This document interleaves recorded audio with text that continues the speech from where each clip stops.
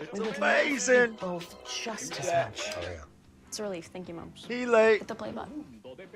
He late. I have a major announcement right We're now. late The for White 1st History of Month. July is White I History have amazing announcement. Month. Thank you, So the JLP. whole month is In White honor History Month. From of now Jesse on. Lee Peterson. Happy White History Month. It is. It's White History Month. Gonna celebrate with my friends.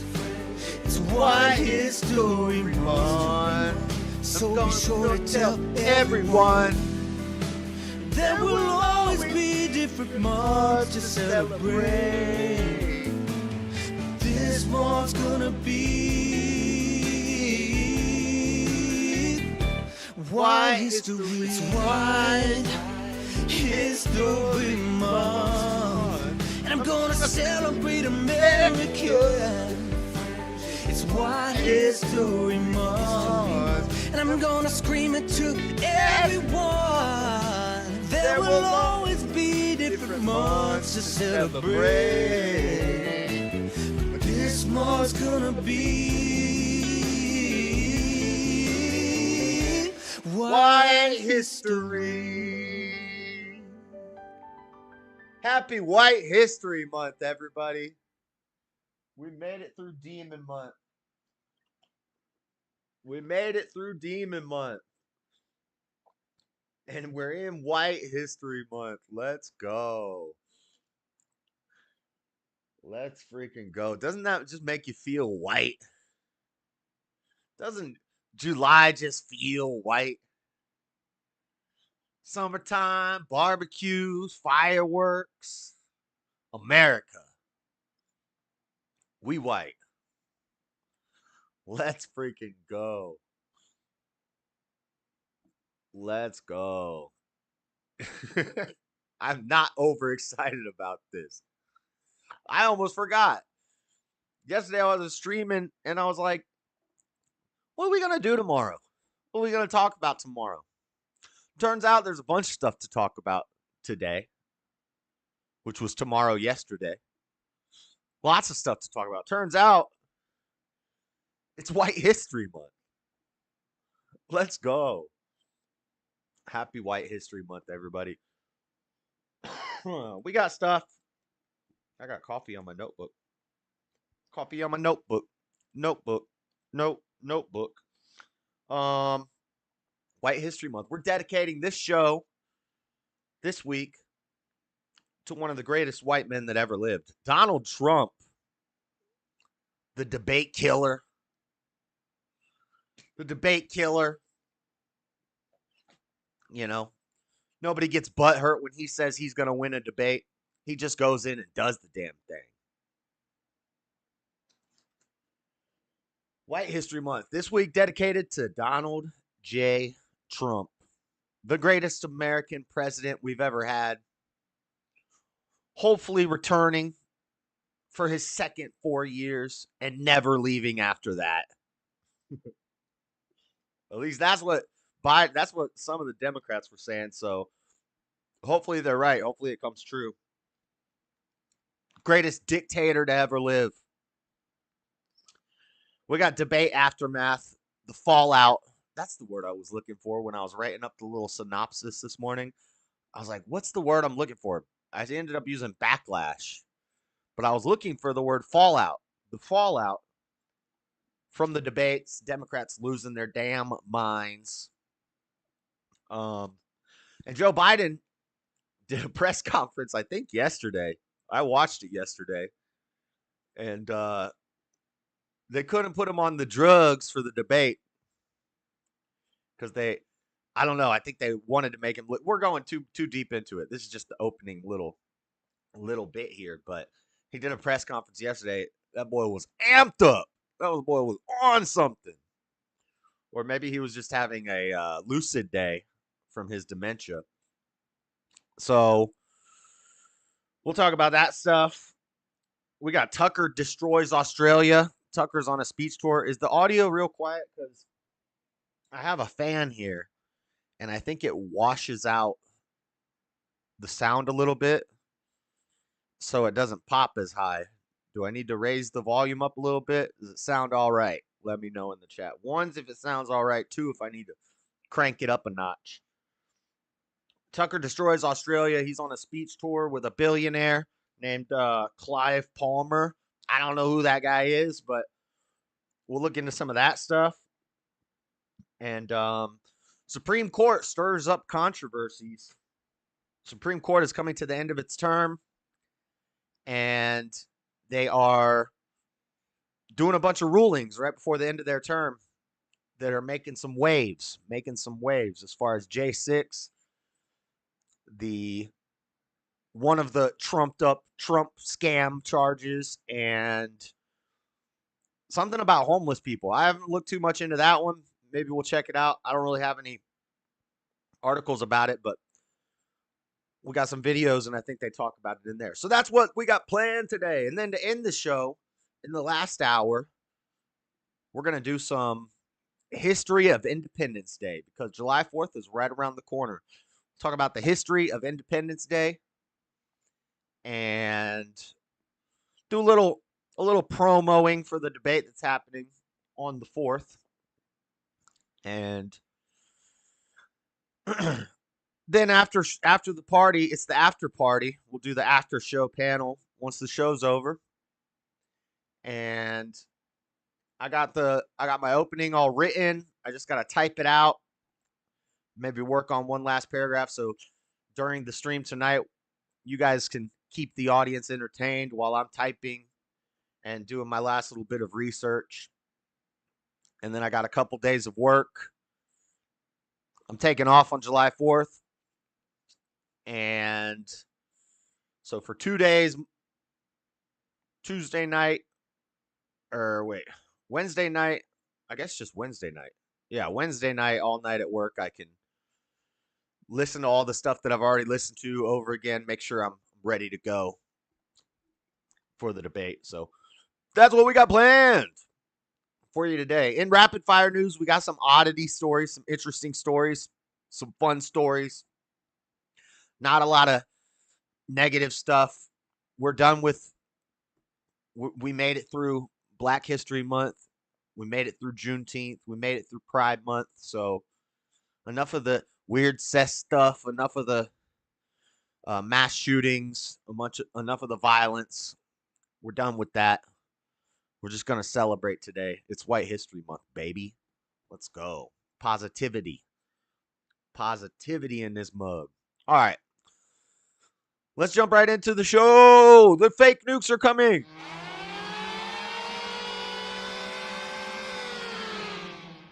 All right. What do we got? First, debate fallout. So we watched the debate live on stream. I know a lot of people couldn't make it through it. Couldn't watch the whole thing. I heard a lot of that. I heard a lot of people saying I couldn't even watch it. But I did it so you didn't have to. I suffered through it. And Trump was on fire as usual. Biden was dying and lying and crying as usual. CNN says Democrats fear replacement scenarios as much as keeping Biden. So, you know, we saw that after the CNN after party from the debate, Van Jones also crying. Oh, he's so sad. This man, he's so old, and I feel for him. And, you know, Van Jones breaking down. Everybody coping and seething as expected. Democrats shocked to find out that their president is almost not alive on the stage. Shocked. Amazed.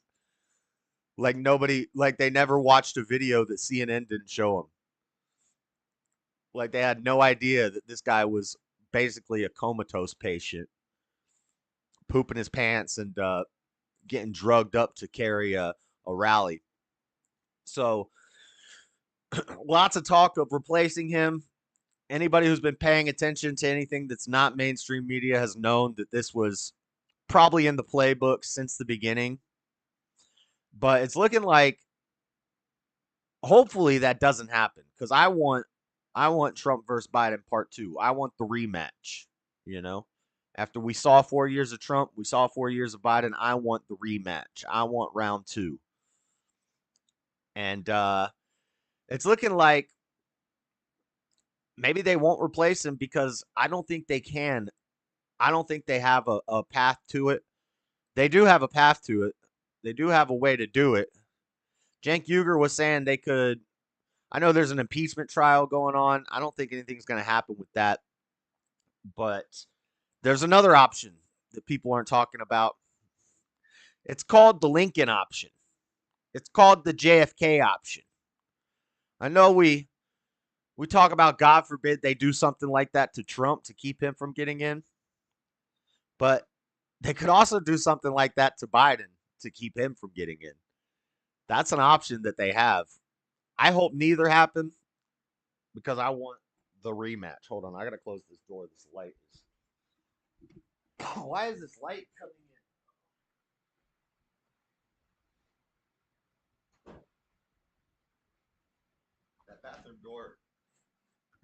That bathroom door needs to stay closed so that the hallway can be smaller and get my cold air in here from the other room. Because that bathroom has a big bathroom window that doesn't have any shade, and heat just comes through that bathroom. So I gotta keep the bathroom door closed. Where was I? Well, I hope that doesn't happen. I hope they don't pull the Lincoln option. Get some 3 named MK Ultra person to run up and do the dang thing. I hope that doesn't happen. I don't think it will. And the only way that they get Biden out other than that is he steps down. And he's a hard-headed old guy. He messed with Corn Pop, and Corn Pop was a bad dude. You think this guy's going to let a little dimension keep him from running the free world? No. Biden's a tough old guy. He'll take you out back behind the gym. You don't want to play with Biden. So if he has to step down, really the only real way that they're replacing him. Also, if they replace him, all of his donor money doesn't go to the next guy. And generally, whoever raises the most money in an election wins, which right now it's Trump. As long as it's a free and fair election, which is doubtful. But we'll see what's happening. It'll definitely be an MK Ultra mother. Yeah. So let's read some of these articles. What are they doing? How are they coping? CNN Politics, Democrats fear replacement scenarios as much as keeping Biden. From Washington, they're not writing anything down. They're not making any firm commitments. But between staring into phones that started buzzing about 3 minutes into the debate and haven't stopped since, several of Joe Biden's leading possible Democratic replacements and top aides have started to think through what an unprecedented last-minute fight into the August convention might look like. They're already carefully monitoring their prospective opponents' moves as they go, looking for both openings and ways to call them out for getting ahead of the president. Multiple people connected with other candidates, for example, noted the interesting timing of an already scheduled fundraiser appeal that Michigan Governor Gretchen Whitmer's PAC texted out on Friday evening that reads almost like a mission statement for her and points out how she won in her key presidential battleground state. That's crazy, because Crowder said, and I know a lot of you guys don't like Crowder. I know there's a lot of Crowder haters, but Crowder said, like, during COVID, when he was requesting the Gretchen Whitmer body count from COVID, and I think he's from Michigan. He's from Canada / Detroit area. And so he talks about Gretchen Whitmer a lot. Similarly to how I talk about Jane Castor and Aaron Mendenhall a lot. Those are our female Democrats running our communist cities that we're from. So we follow them. And he follows Gretchen Whitmer. And he said, keep your eye on Gretchen Whitmer, because she is the Democrats' wet dream for a woman, candidate to take over. And he's been saying that for a long time. and this is my first time reading this, that CNN's actually mentioning it. So that's a possible 2028 candidate right there. That's a possible Biden replacement. Gavin Newsom, of course, we all know. Big Mike. Big Mike could step in. They could run somebody like dang Oprah or The Rock, something like that, some celebrity to try to compete with Donald Trump's popularity. Who knows what these schemers could pull on us, you know?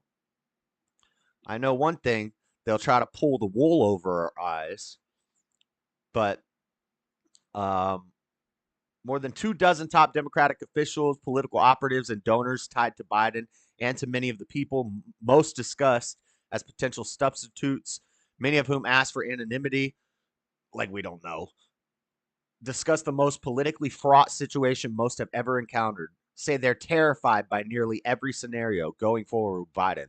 A Kamala Harris nomination, a nomination of someone else who would in that case have beaten the first black female vice president. Talking about Kamala. Long nights of, is she black though? Is she black? Is she black? I don't know if she is. Long nights of multiple ballots spilling ideological and personal feuds on national television, even just revelations of embarrassing details about people who have never been vetted by a national campaign. It would be a Category 5 hurricane, said one top Democratic official, nervous about Biden considering what would happen if the president stepped aside. People don't understand the sheer destruction that would be unleashed. They're losing their minds. You saying Newsom Big Mike ticket? Newsom Big Mike ticket? I think that sounds like a ticket right there. I put some money on that. No, I'm hopefully I'll just keep my chips on Biden staying in there. And you know, I'd like to put my chips on Trump winning, but I don't trust the system, but it's looking better and better. It's looking good, ladies and gentlemen. We got the debates in the bag. We got doubt cast on the current president, former vice president. We got Trump being awesome. You know, we got more money raised than the other candidate by far. He's got some baggage. He's got some charges, but he's not a convicted felon yet. Anybody who tells you that he is doesn't understand the judicial system. You're not convicted till you're sentenced. He still has appeals. So let's keep our hopes up, ladies and gentlemen. We can save America. It's White History Month. From NBC News, Representative Jamie... something in my throat. Representative Jamie Raskin says honest and serious conversations are taking place about Biden's political future after the debate. Representative Jamie Raskin, Democrat of Maryland, on Sunday acknowledged that there are very honest and serious and rigorous conversations taking place in the Democratic Party following President Joe Biden's dismal performance at the presidential debate on Thursday. Raskin's remarks are a break from what most top Democrats have said publicly in their defense of the president, as they acknowledge Biden had a bad debate, but argue it doesn't disqualify him from running for president. Quote, I've been very clear that it was an underwhelming performance on Thursday during the debate, as President Biden and his campaign have acknowledged. It certainly was a setback, but of course, I believe a setback is nothing more than a setup for a comeback. Okay. House Minority Leader Hakeem Jeffries told MSNBC's The Weekend on Sunday. Oh, that was the postscript after the quote. The quote was from Hakeem Jeffries. We're having a serious conversation about what to do, Raskin said. One thing I can tell you is that regardless of what President Biden decides, our party is going to be unified, and our party also needs him at the very center of our deliberations in our campaign. And so whether he's the candidate or someone else is the candidate, it seems like an incomplete sentence. And our party also needs to be unified, and so whether he's candidate or someone else is candidate. End of quote. I feel like that's an incomplete sentence. But Anyway, several lawmakers told NBC News on Friday that it was time to replace Biden as the nominee, including one who said it's time to talk about an open convention and new Democratic nominee. Exciting times, ladies and gentlemen. Exciting times. Now, here's an interesting one. So you can still see what the headline of the article. This is from CBS News. Eye opener: President Biden faces backlash from Democrats after a shaky debate performance. And when you go and click on the article, this is what you get. Page cannot be found. The page may have been removed, had its name changed, or is just temporarily unavailable. Why? What happened to this article, CBS? Why'd you take this article down? Are you trying to? Maybe it's because they released this article and then he went out on a stage and had a little rally, and it looked powerful. Joe looked powerful. We'll look at some of it, but Joe looked strong. Looked like they had that boy drugged up. They had that boy on some dang Adderall and meth and adrenaline, with a fake audience cheering and Joe.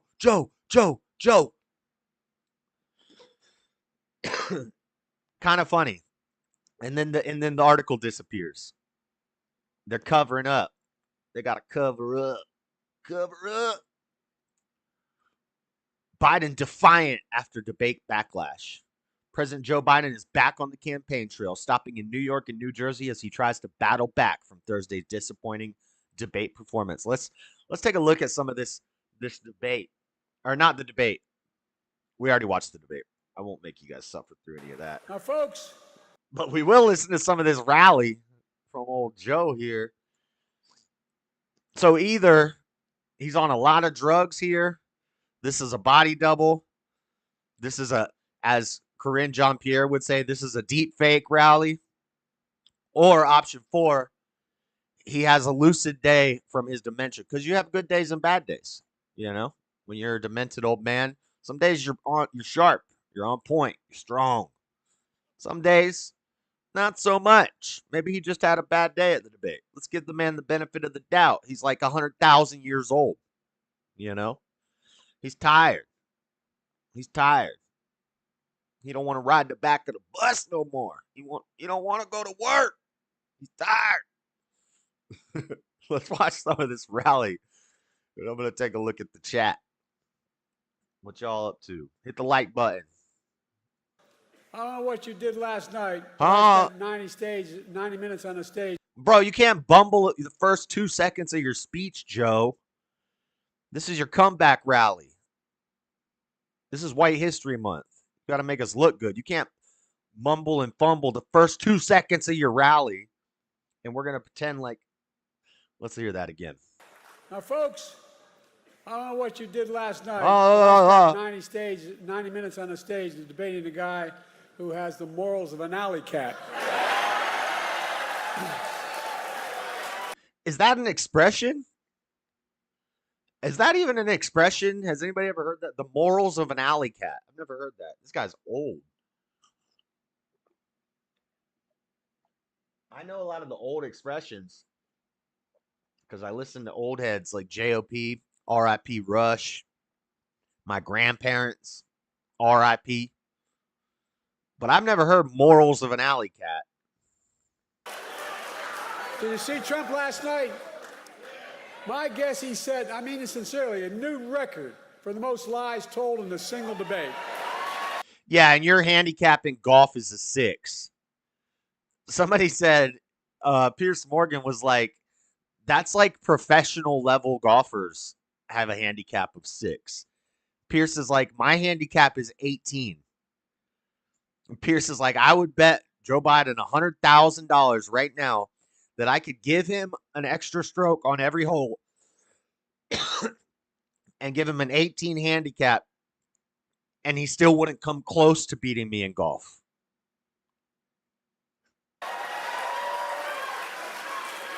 He lied about the great economy he created.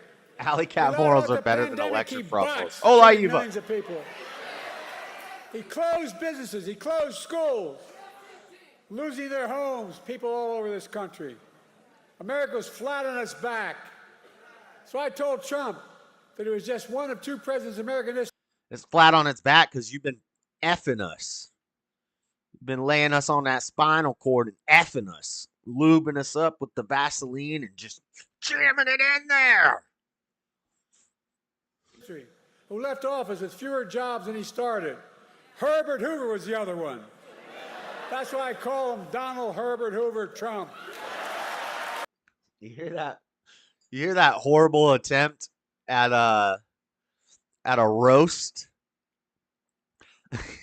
He tried to pull a Trump just now when Donald says crooked Joe, lying Hillary, low energy Ted. He tried to pull one of those. He said, that's why I call him Donald Herbert Hoover Trump. It's so stupid. Who writes this speech? Probably a Democrat. Democrats can't write.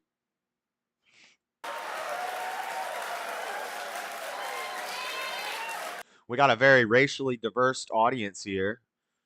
We got a black person, a black person, a black person, a black person, a black person, a brown person, a black person, a bunch of white ladies, and a couple losers over here. White boys at the Biden rally. You better be happy your face is blurred. I would not want my face seen standing behind Joe Biden holding up a sign and clapping. I wonder how much they got paid to show up to this thing. And then he lied about how great he was for veterans. But then I told him how he had called a veteran who had given their lives in the country in World War I and refused to go to the grave sites. He called them suckers and losers. He tried to deny it. False. But let me ask you, are you going to believe a 4-star Marine general, his own former chief of staff, John Kelly, who said he said that? Quote from Biden, I intend to win this election. He ain't backing out. Not old Joe. He's a tough old guy. Or the disgrace defeating a lying Donald Trump. That's right. That's right. My son was one of those people. Not a war woman in the video. You hear the people yelling in the audience, you cheating over here. That's right. That's right. Folks, look, how about the fact that 44... Ah! We got to add.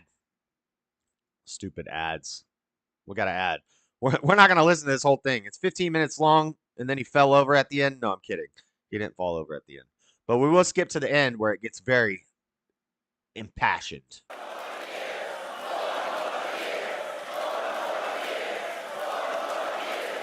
How about the fact... That's okay. Bro, these people are retarded. These people are retarded. They're saying 4 more years to Joe Biden. I don't think he's going to be alive in 4 more days. You want 4 more years of this guy? What kind of crack are you smoking? Biden's been effing us. Yeah. Let's skip it ahead. How about the fact that 40 out of his 44 top advisors, including the vice president, aren't supporting him this time around? The people who know him best, 40 of them said, I will not support the man I work. Because they know if he gets in, he's going to fire their ass. He ain't playing next time. All right, let's listen to the end. He gets very heated at the end here. It's very powerful words from Joe Biden.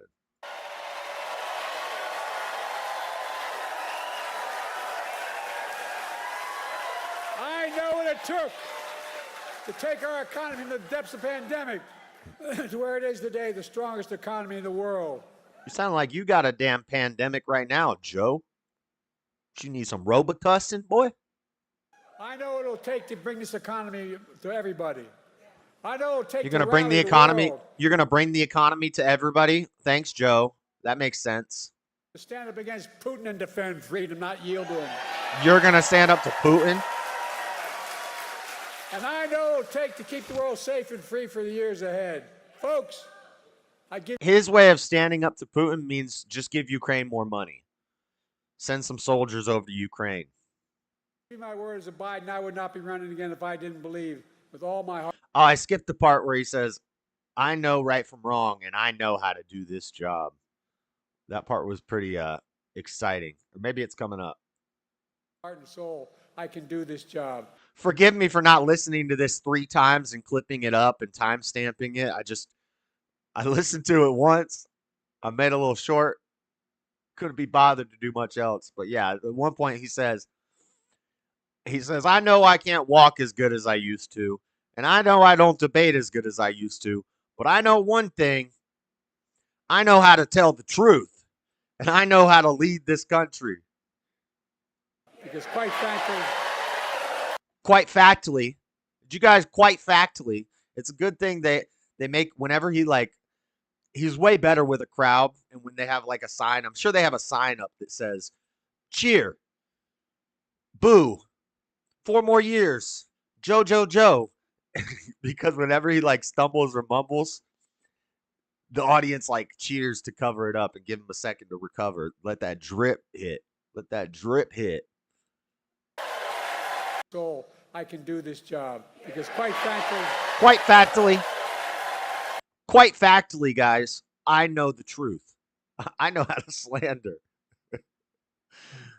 Sit home clipping stuff with nothing to do. I know, she said. The stakes are too high. The stakes are too high.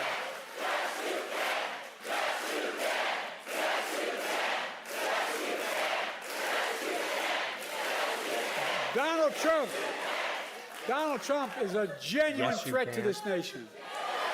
He's a threat to our freedom. It says holla. Democracy. He's literally a threat for everything America stands for.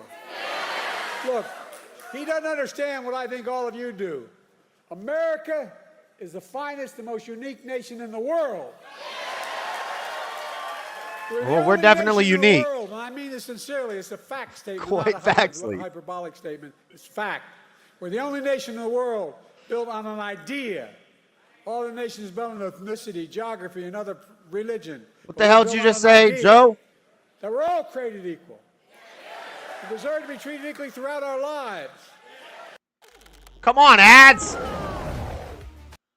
This game suck, by the way. Fully lived up, and I'll be damned in the year 2024, just 2 years. Just 2 That's years right. before the 250th Holla. anniversary of our Declaration of Independence, that I'll let Donald Trump walk away from it.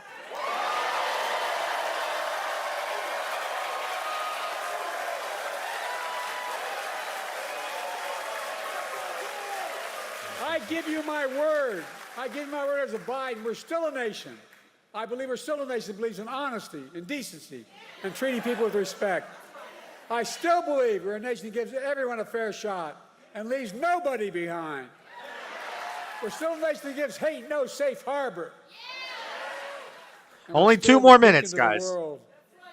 We can never give up what makes America America. The beacon of the world. The beacon of what of the world? You're supposed to say the beacon of freedom in the world or something like that.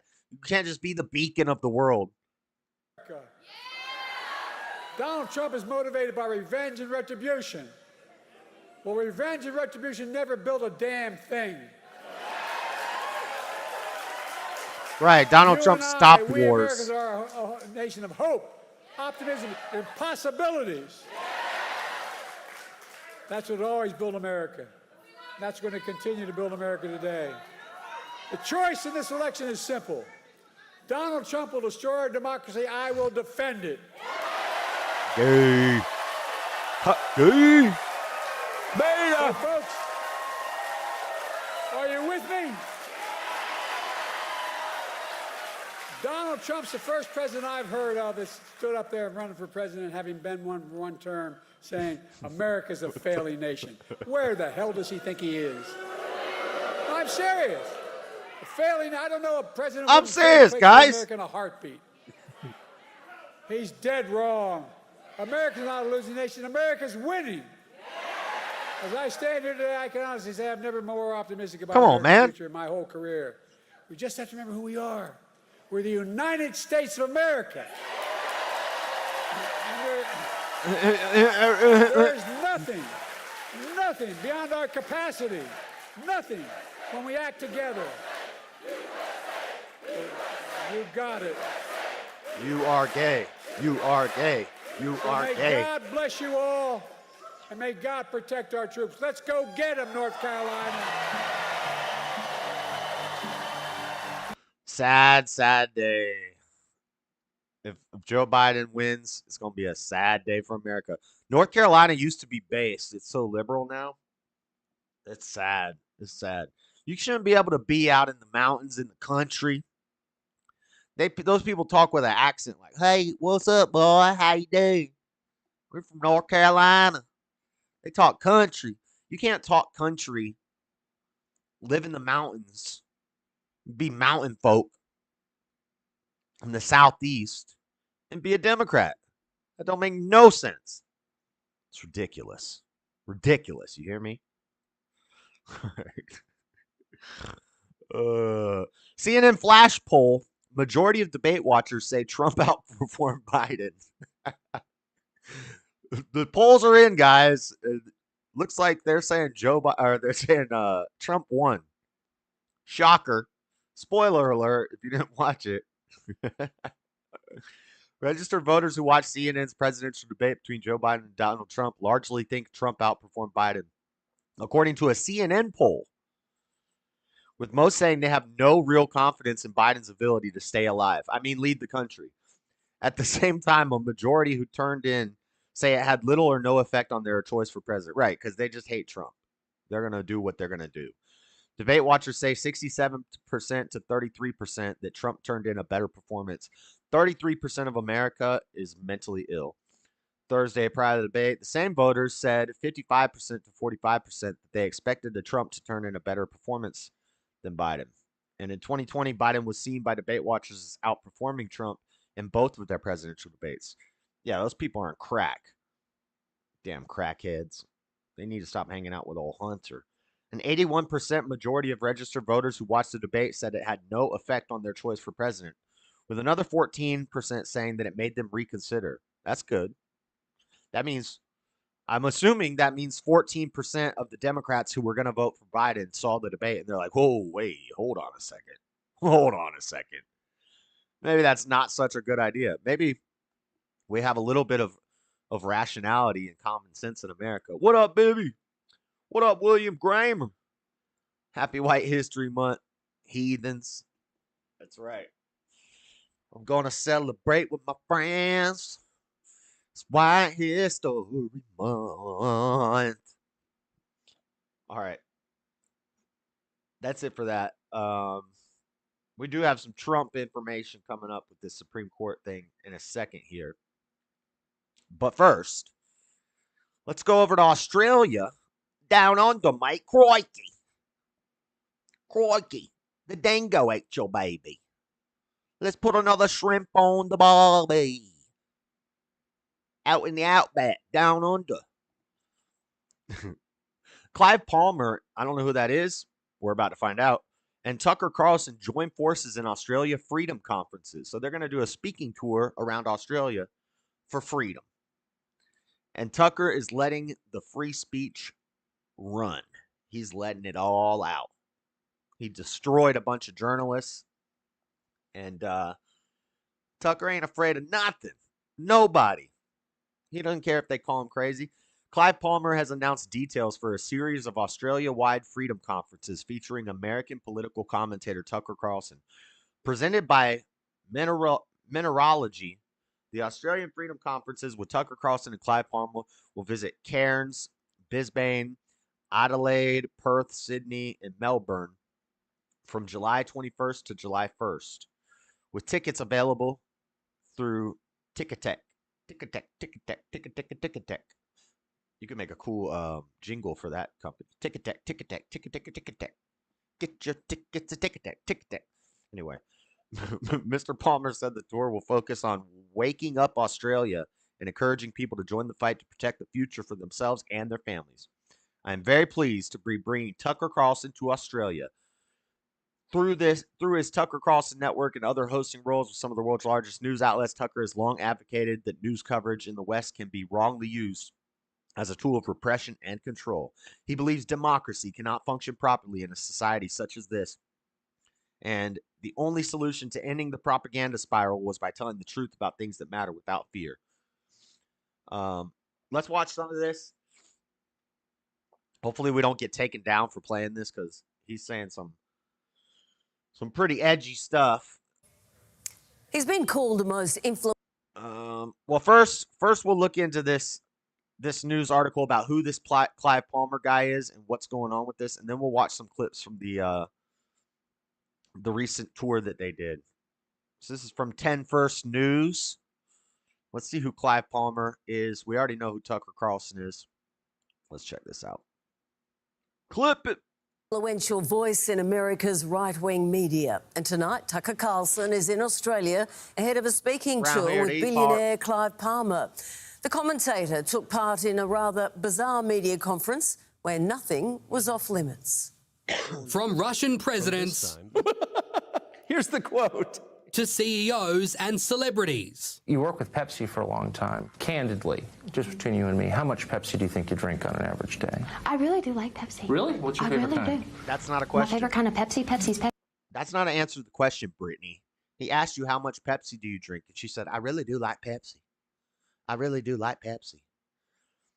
I think she's wearing a wig here. I think this is after she went crazy and shaved her head. But Brittany used to be fine.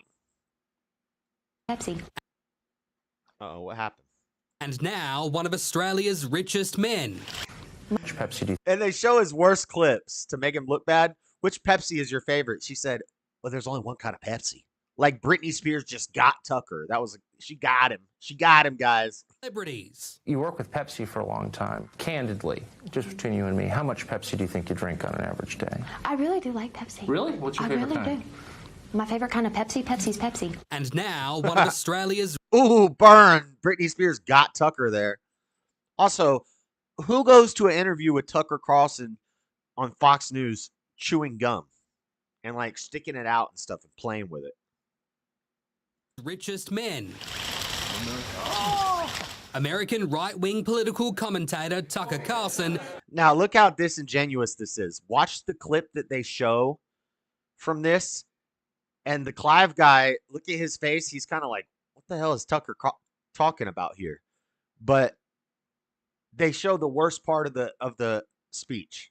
Down under and downright strange. I sniffed a koala this morning, and I didn't just touch it and run my hands through its luxurious fur, but I went like that and inhaled its musky odor. He's been invited by Clive Palmer. You see how they take the dumbest, worst part of what he said. They don't take anything substantial or impactful that he said. They play the clip where he talks about the koala, and then they cut to the guys in the audience who are like, huh?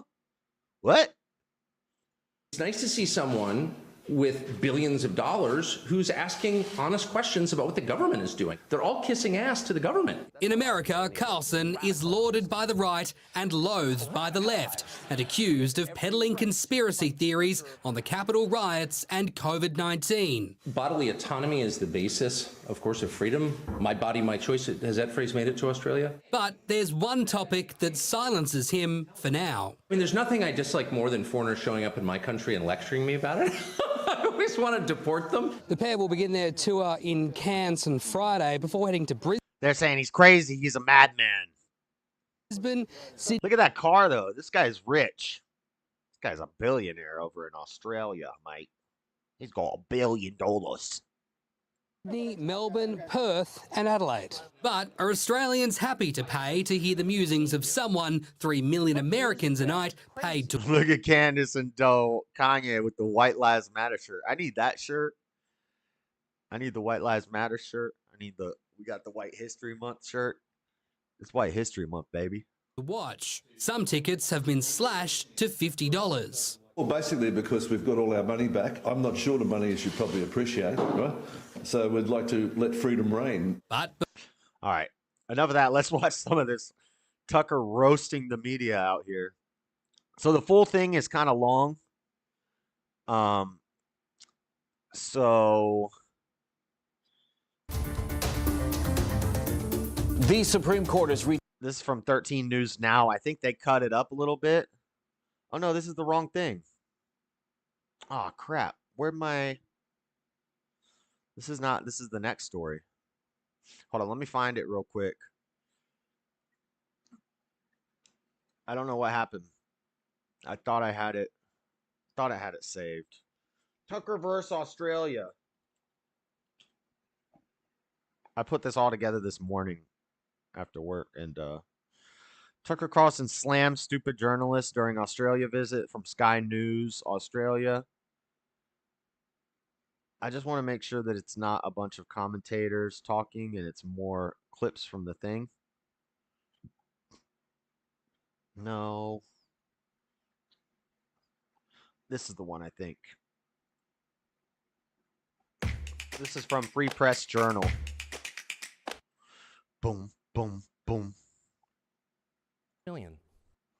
Yeah, here we go. And I also appreciate that. Did he make you take the COVID shot? Putin! He's so bad! And this guy asked him about Putin. Did he make you take the COVID shot? Take the what? The COVID shot? I'm busy making mac and cheese. Oh, yeah, And definitely. Safe and effective. This is why everyone loves the media. Probably 100 times more lives than Putin has killed in Ukraine. It's like a time capsule. It's like... Thanks, Tucker. I saw a couple of our friends from the press gallery have a smile when you were getting into the free press, so I might ask Paul Sakal from the Sydney Morning Herald to ask a question. Great, thank you. I got to be careful with these clips. You've almost... Thanks for your speech. Of course. Mr. Carlson. The media can be extremely negative, so it's nice to hear uplifting. They cut that first one up a lot. The guy asked him about Putin. And he's like, Putin, he's so bad. He's like, did Putin make you take the COVID shot? And then the guy's like, well, the COVID shot saved 10 million. Excuse me. COVID shot saved 10 million lives. And then Tucker started laughing. And then he's like, Putin says that you're a useful idiot. And maybe they're about to play it right now. Maybe I should just shut up. But basically, Tucker's like, wait, I thought you didn't believe Putin. Now you're taking his word for it? Comments about our country. It's an amazing country. It is, and I think we forget that in Australia oftentimes, so I appreciate that. You've preempted my question on... Oh, okay. So what they just showed in the beginning that was cut up was just an intro. They're about to play it, the full thing right now. Putin! Putin! Which I think you did strategically because you knew it's what we'd ask. Putin! He's so bad! And I also appreciate that... Did he make you take the COVID shot? Take the what? Carlson reacted strongly, interrupting and mocking Sakal's comments about Putin. No, he didn't.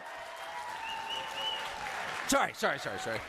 Carlson sarcastically dismissed the effectiveness of COOF-19 Vaselines during the exchange. The COVID shot saved probably tens of millions. Oh, yeah. For the sake of my show, the CDC says that the COVID vaccine is safe and effective, and we all need to get it. If you don't, you're not doing your part, and you should probably be sequestered in a concentration camp. Definitely. Safe and effective. This is why everyone loves the media. Probably 100 times more lives than Putin has killed in Ukraine. It's like a time capsule. It's like you're like the last Japanese soldier on Okinawa. You think the war's still going. No, it didn't save millions of lives. It's hilarious. Sorry, I'm sorry. I'm being boorish. Can I get the full answer in without interruption? Okay, I beg your pardon. I'm interested in your position on Putin. Many people in this crowd would adore... This is 4 minutes. We're 2 minutes in. We'll just play the whole thing. And then, because there's this journalist and another female journalist that he lays into. So we'll play this. I'm going to go refill my coffee real quick. Or conservative prime ministers in this country like John Howard, Tony Abbott, mainstream right-wingers like Boris Johnson, Australian Liberals, some of their MPs are in the crowd, are vehemently anti-Putin. They believe he's a reprehensible figure who doesn't believe in the values of conservatism, such as the rule of law and democracy, which gives us the freedoms we have in our country. I'm interested, do you feel any level of shame or regret that you were termed a useful idiot, and then post your interview, Vladimir Putin himself said in his Russian media that he was surprised at how weak your questions were. And he also said that you were wrong when you said that no other journalist had asked to interview him. He said, that's not true. We only thought Tucker was the only person to report fairly. Wait, I thought that you were describing Putin as a psychopathic liar, and yet now you're taking his word for things? Do you... I mean, but let me just... And the crowd was on Tucker's side. Dude, this fan is going to explode. It keeps going, ee, ee, ee, ee.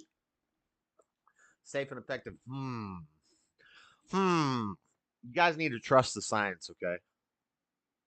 Can't be the damn degenerate science distrusters.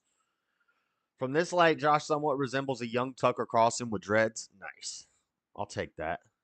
Let me just quickly unpack your absurd soliloquy if I can. First, I'm stuck on the idea that Boris Johnson is a right-winger. Right. Do you know Boris Johnson? I do. You know Boris anything Johnson about Boris Johnson? Is a criminal buffoon who, like so many who claim to love ousted Ukraine, is single-handedly responsible for the deaths of hundreds of thousands of Ukrainian men in this war. Wasn't Boris Johnson ousted from his position for like sexual misconduct? Maybe I'm thinking of somebody else. The Ukraine cannot win. And I would refer you to Wikipedia. Oh, come on. How many more people does Russia have than Ukraine? Do you know? 100 million. 100 million. And in a land where that's a relevant number, it is not possible for Ukraine to beat Russia. The best they can do is sue for peace. That's been known. To be fair, it is possible when they get billions and billions of dollars and soldiers and jets and tanks from the U.S. and all of the allies and all of NATO and Europe. And yeah, it's not really just Ukraine versus Russia. It's Russia versus everybody. It's potential nuclear World War III. I know the nukes are fake, but potential World War III on our hands. China, Taiwan, Israel, all of the Middle East, Russia versus everybody. Gonna be a mess if Trump doesn't get in there. Including by Zelensky, who wanted that since the early days of this conflict. And Boris Johnson, on orders from the Biden administration, shut down, and this is not a disputed fact, this is a fact, admitted by everybody now, shut down the peace negotiations almost 2 years ago. And Ukraine has been completely destroyed. And now Zelensky has passed a law allowing foreign corporations to own land there. So you tell me what Ukraine is going to look like in 30 years when all of it is owned by BlackRock and multinational corporations and its population is not Ukrainian, okay? So the tragedy of what's happened in Ukraine, orchestrated by the Western powers, including your government, and I hope you do, and this clip is not going to have... I feel shame about it, I hope you do too, is really one of the great crimes of my lifetime. So that clip doesn't have the female reporter that came up next, and she asked another question, and he destroyed her as well. But yeah, so just a little update on the Tucker story. I know a lot of people have covered that and been talking about it. Rattlesnake TV did a video on it. Old Candace Owens did a video on it. So you know Floor's caught up. She's up to date. She knows everything going on with Tucker in Australia because she watches Candace. So you know she knows what's up. Ain't that right, Floor? All right. Last story in the main story news. I got to go through this quick. It's a lot of articles. It's a lot of not my cup of tea. This type of stuff, legalese and things like that with the Supreme Court. Not my forte. Try to keep it interesting. Let's watch this story because it's easier when I have a reporter who has a script writer and a teleprompter explaining it to me. So I don't have to do as much research.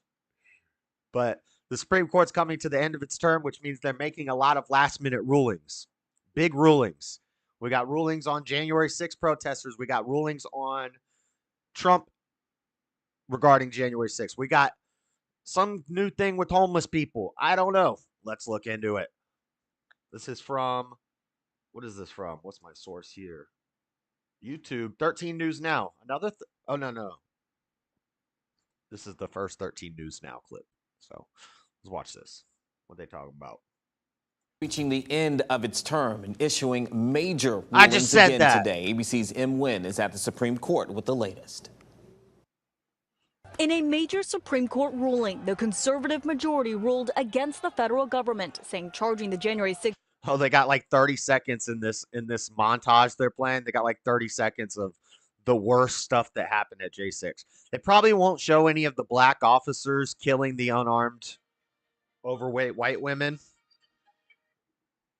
But they will show you this stuff. They will show you a broken window. They won't show you the thousands of hours of footage that is like nothing. Nothing. Just people walking around, looking around, going on a tour. And they've been in prison, a lot of them, for 3 years with no court date, isolated. Riders with obstructing an official proceeding is improper. It's not that prosecutors could never charge, storming the Capitol under this provision of law, but there needs to be, again, a connection to the destruction of records and documents, not just, blocking a proceeding. The ripple effect of a ruling in favor of a protester who allegedly breached the U.S. Capitol on January 6 could be substantial and immediate, impacting dozens of other defendants. It could. Oh, so they finally got to one guy. And then meanwhile, this Jake, what was his name? Jake Chansley or whatever, the MAGA, the heck was the dude's name with the horns? The MAGA shaman or whatever the hell that guy's name was, that Antifa op.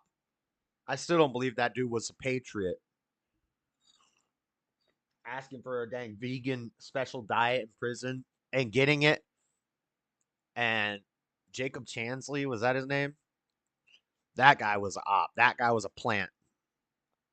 I know a lot when at first everybody was saying that, and then once he got released and went to prison and then he got released, they're like, yes, we got one, guys. We saved him. And a lot of conservative commentators kind of switched up on that, and they're like, this guy's a hero for America. It's like, no, he's still an op. Why do you think he got out so quick? So I'm still on the side of that guy was a plant. Also affect former President Donald Trump's election interference case led by special counsel Jack Smith, where he faces obstruction charges. At the heart of this Supreme Court case, whether a law created to prevent the destruction of evidence in financial crimes could be used to prosecute those who disrupt. Look at old Clarence. Clarence Thomas up in there. Look at this sad example of a Supreme Court panel. It's sad. They're making some good decisions. It is majority conservative, but it's not like the Supreme Court panels we used to see. Disrupted the certification of the 2020 election. And in the most significant case dealing with homelessness in 40 years, the High Court sided with an Oregon town's law that bans people from sleeping outdoors despite no available shelters. The conservative majority ruled 6-3, saying measures to fine the homeless does not constitute as cruel and unusual punishment under. What are you're gonna fine homeless people for sleeping outdoors when there's no shelters available? You're gonna fine them? And also, I like advocating for the homeless people to some extent. At the same time, I like roasting the homeless people, and I don't think that they should be. These people are nasty. These people collect trash and they make these giant encampments in the city. It's an eyesore. It's nasty. There's trash everywhere. But there are some respectful homeless people who just go out to the woods. They stay away from people. They keep to themselves, Now, the problem is, if you're living out in the woods far away from everybody, how are you going to get a job? How are you ever going to... Respectful hobos. Yes, not respectable. I don't know if they're respectable, but they're respectful. They're decent. They're homeless people, but they're decent homeless people. They don't leave trash everywhere. They carry everything on their back. They don't stay, out in the open and run around naked, yelling at people, crapping their pants, and, smoking crack and shooting up where everybody can see them and leaving needles around kids. There are some of them that you would never know even exist because they kind of hide in the shadows and they stay unseen and they stay alone, lone wolves. They travel around. But if you're far away from, you got to be kind of near the city because you need to get a job if you're ever going to get out of that situation. Or you could just beg the government to pay for everything. But if you ever, you want the services, you want the food shelter, you want the shelters, you want the food services, you want to get a job, you want to go to workforce services. I had a dream the other day. Check this out. Little sidebar here. I had a dream the other night. I had a crazy dream last night, and I can't remember. Oh, I do remember what it was about. Damn, I got 2 crazy dream stories. Sidebar before we get to the Supreme Court stuff. crazy dream story time. Story time. One dream, I guess I was homeless. I don't know if I was homeless or what, but basically I was at workforce service with a bunch of homeless people trying to get a job. And Donald Trump showed up and he autographed my Bible. And then one of the other hobos who didn't even like Donald Trump, I guess, stole my Bible and tried to switch it out with another Bible. And it had like a blue cover. It was like a damn Book of Mormon or something. And my Bible has a red cover. The Book of Mormon, this Bible had a blue cover. And I picked it up and I'm like, this ain't my Bible. Where's my Bible? So then I start going through all the hobos' bags trying to find my Bible because this dude stole my Donald Trump autographed Bible. And me and Donald Trump had just had like coffee and hung out at Workforce Services. And he was cool. Donald was great. He was a great guy. And a lot of these hobos are Democrats and they didn't like him. But I was like, Trump, let's go. Trump 2024. I'm voting for you, my boy. Can you sign my Bible? And he autographed my Bible. This hobo wanted to sell it on eBay or something and get rich. I said, and I've got my Bible back. Then I woke up. The other dream is these guys stole 3 extension cords from me to go work at this crazy old guy's house. And when I went there to get my extension cords, they brought them inside because they didn't know that they were my extension cords. And then I start saying, where's my extension cords? Where's my extension cords? I need my extension cords. And the old guy brings me into the house and he's like, you can look for them. So I'm looking all over his house and he's telling me, I don't know where they went. I don't know where they went. This guy's lying to me. I know he knows where my extension cords are. And then the construction worker's like, well, we could give you $100. And I'm like, nah, in Biden's economy, damn it, those are $60 extension cords. I'm going to need a lot more than that. And it's not even about the money. It's about the principle. This guy stole my extension cords. Anyway, that's the dream I had last night. I woke up and I was pissed. These damn people stole my extension cords. I was like, he must have been a damn Biden voter. Anyway. The 8th Amendment, although it's not yet clear if the town would be able to enforce its anti-camping laws against the homeless. Oh, so to revert back to the point that I was making before I got sidetracked 28 times just now. What are you going to fine them? You're going to fine a homeless person for sleeping outside? You think they're going to pay that fine? No. What's the point? It doesn't make any sense. Oh, man. I don't know what you do. You got to just run them off and build a wall and let them stay in the wilderness because you can't house them for free because then taxpayers pay for that. The churches don't have to pay for it. The cults don't pay for it. No, I'm kidding. But the Mormons aren't paying for it. They do a lot for charity. But anyway, what are you're going to fine them? No, that doesn't work. They're not going to pay those fines. They're not going to show up at court. You're going to house them? No, they're going to cook meth and turn it into a damn drug den, and they're going to light the place on fire. It's going to burn to the ground. True story. What are you going to do? You got to put them to work. Forced labor. Bring back slavery for the hobos. No, I'm just kidding. You don't have to make them slaves. You can pay them, but make them go to work. You don't get any benefits. You don't get anything for free. Go to work. We'll pay you and we'll give you free food and we'll help you learn how to save. We'll help you get an ID. We'll help you, learn how to save your money and eventually get into housing. We'll help you with all of that stuff. Help you clear your record up. But you got to work. You're going to work. You don't show up to work, then you get banished outside of the walls. You go live with the wolves. That's how we're gonna do it in Josh America. JSUSA. That's right. Make them twerk. I don't know if you've ever seen some of these homeless people. They already are twerking or tweaking, and you don't want to see that. From AP, Supreme Court makes it harder to charge Capitol riot defendants with obstruction. Charge Trump faces The Supreme Court on Friday limited a federal obstruction law that has been used to charge hundreds of Capitol riot defendants, as well as former President Donald Trump. The justices ruled 6-3 that the charge of obstructing an official proceeding enacted in 2002 in response to the financial scandal that brought down Enron Corp. must include proof that defendants tried to tamper with or destroy documents. So if you just went into the Capitol,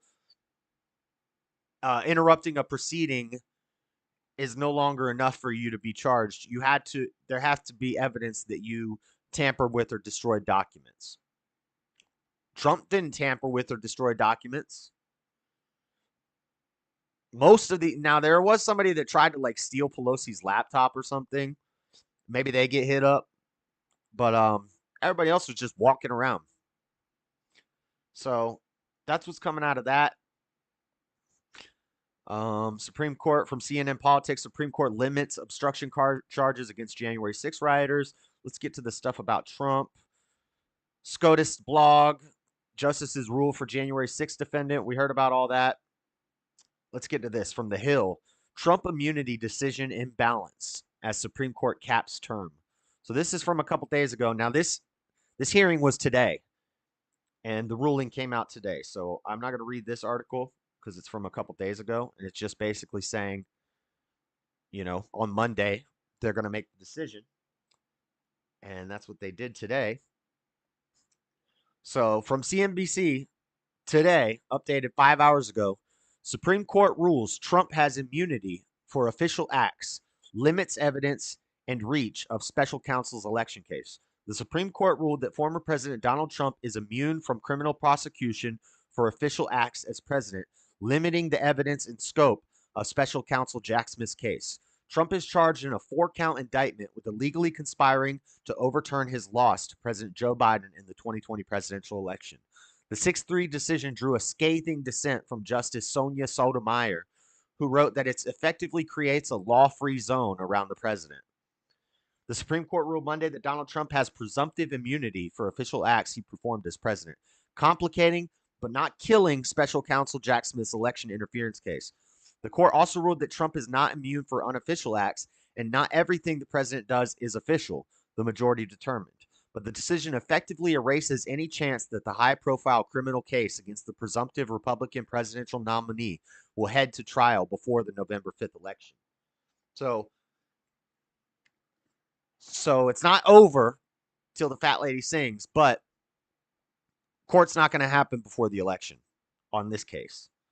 So good news, guys. Let's go. Let's go. Let's freaking go. Supreme Court threatens Trump election case with immunity ruling. Threatens the election case with immunity ruling. The Supreme Court on Monday finally ruled on Donald Trump's presidential immunity claim, finding some of the former president's alleged efforts to overturn the election are immune from criminal prosecution. Let's go. That's a W, boys. That's a W, boys. We got one in the bag. Wait till those appeals on those 34 felonies get overturned. He can pay off the crazy cat lady. Her cat's named Vagina. She named her cat Vagina. Pay her off, win the appeals, get elected, go to court for this crap, wipe it away. I'm the president. What are you going to do? What are you going to do now, Jack? It's looking good, boys. It's looking good. He won the debate. He's raised more money. The court cases aren't going to make it in time. Now, I think they're sentencing on the one case, the 34 charges, the hush money bullcrap case, the weakest of all the cases. But they will appeal that. So fingers crossed for the appeal. Fingers crossed that this election is too big to rig. Oh, we're playing your games this season, Democrats. Listen, you got no excuse not to vote. They're sending out ballots again. They're still doing mail-in ballots. And we're going to play the Democrats' game. We're going to harvest. We're going to canvass. We're going to knock on doors. We're going to go find all the Republicans who got mail-in ballots, and we're going to knock on their doors. We're going to knock on your door. And we're going to say, hey, Did you vote? No, I didn't vote. I'm a Christian. I don't get involved with politics. I'm a, you know, I'm not into politics, and the government's all corrupt, and it's all sucks. So I'm not gonna vote. I wasn't gonna go. Bro, here's a ballot. Fill it out. Give it to me. Thank you. Bye. That's what we're gonna do. You know I'm a door knocker. We're gonna make it too big to rig. We're gonna play their games better than they played them. So it's looking good, boys. It's looking good. It's looking good. It's White History Month. It's positivity. It's positivity month. Okay? All right. That's it for all the main story news. The fat lady been warming up her vocals to this day. Forced employees, aka regular people. Oh, about the homeless people? Yeah. Basically. Shocker. You mean I have to go to work to pay for stuff? Yeah. Yeah. That's what you got to do. We're going to force you to go to work to pay your taxes and pay for stuff and buy stuff. No more free meal ticket. No more free housing. Nope. No more free health care. We're tired of paying for your free crap. Lazy ass. Go to work.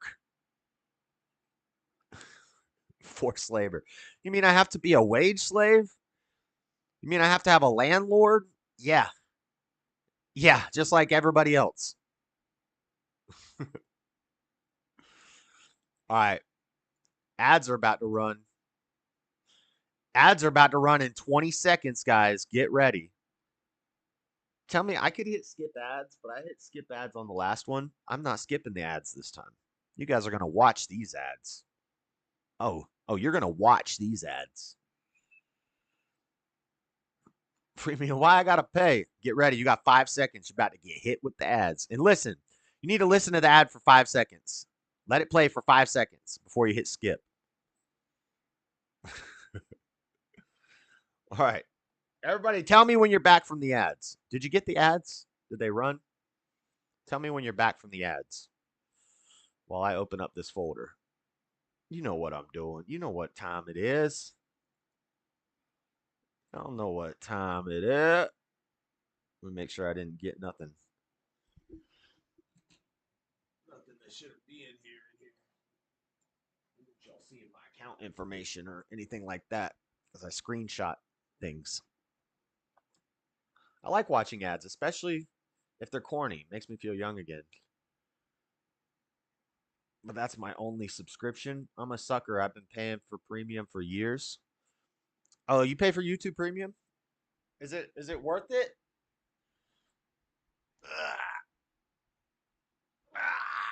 Okay. You guys all have YouTube Premium? Dang. All right, well. It's time for the memes.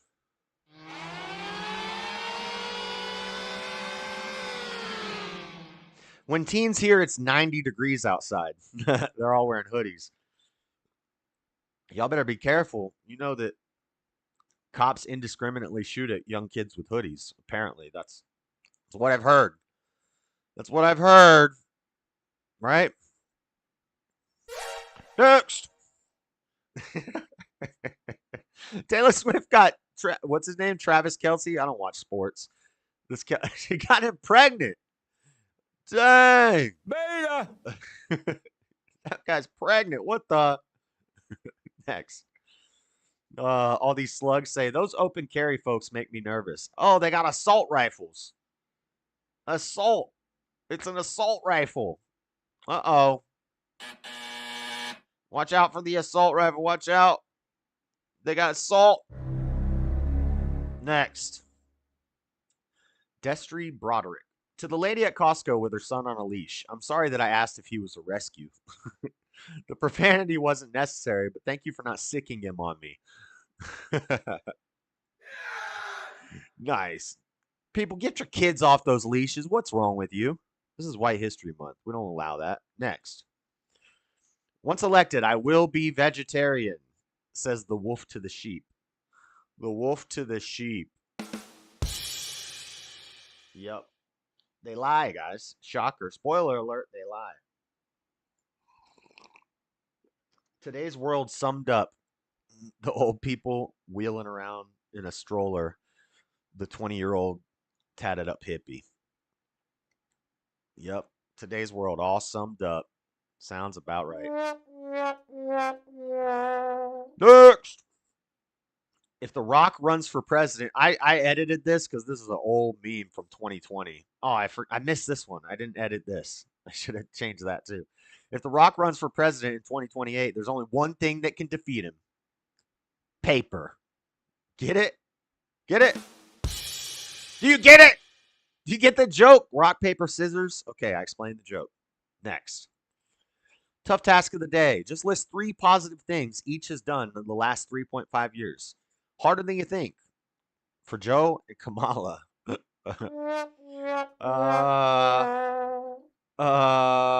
Well, Joe showed us the danger of staircases and bicycles. That was good. He helped us understand that you shouldn't let your children around demented old people. He taught us about Constitution. And I don't mean the Constitution. I mean how to control your bowel movements. He taught us about that. Don't go out in public if you have a weak sphincter. Kamala, she ain't do nothing. If you had to spend time coming up with this list of accomplishments, you may want to think long and hard this November. Yep, sounds about right. Next. Corn Pop. Re-elect Corn Pop. One bad dude. Hi, my name is Corn Pop. Joe, I'm a bad dude, Joe. I'm a bad, bad dude. Corn Pop. It's a man, baby. Next. Woman who married Ragdoll admits family life is complicated after she had twins. What? Crazy lady alert. That's frightening. Next. A real story. When the caffeine, Percocet, and alcohol all hit at the same time. Merry Christmas, Happy Schwanza, Happy Hanukkah. Next. Yo, look at Pelosi's face. Oh my God. Next. I'm glad she's not Speaker of the House no more. Next. But she had some big old titties. I'm sorry. That's not appropriate. End property tax at 65. Let seniors stay in their homes. I can get on board with that. I'm not a tax guy, guys. Just so you know. I know I'm doing a debate on July 4th about taxing the churches, and I'm the affirmative that the churches should have to pay federal taxes. But I'm not a raise the taxes guy. To the contrary, I don't want to spoil the debate, but I have my reasons, and I think it can lead to some effective changes in America, which in the long run will mean reduced taxes for Christians, more taxes for all these damn demon worshipers, and an overall more strong Christian nation. Imagine this. Imagine if they said, well, we're taking in all this tax money from the church. So Christians, you don't have to pay sales tax anymore. You don't have to pay property tax anymore. All you have to do is show us that you're going to church and that you tithe. And then you don't have to pay these taxes anymore because the church pays the taxes for you. We're going to tax the church. Church is going to install government. Government leadership is going to be voted on by the church. Christians get more active in politics. Christians run local and federal governments. Christians are more transparent with what they're doing with the tax money that comes from the church. Christians don't have to pay as much taxes. All they have to do is show that they go to church and they tithe. I'll start going to church and tithing tomorrow. So, but yeah, I can get on board with this. I'm not a big pro tax guy, you know. I'm not a big tax guy. But I'm also not a lame libertarian who says all taxation is theft. That's stupid. Next. All right, hold on. Let me let me get my JFK.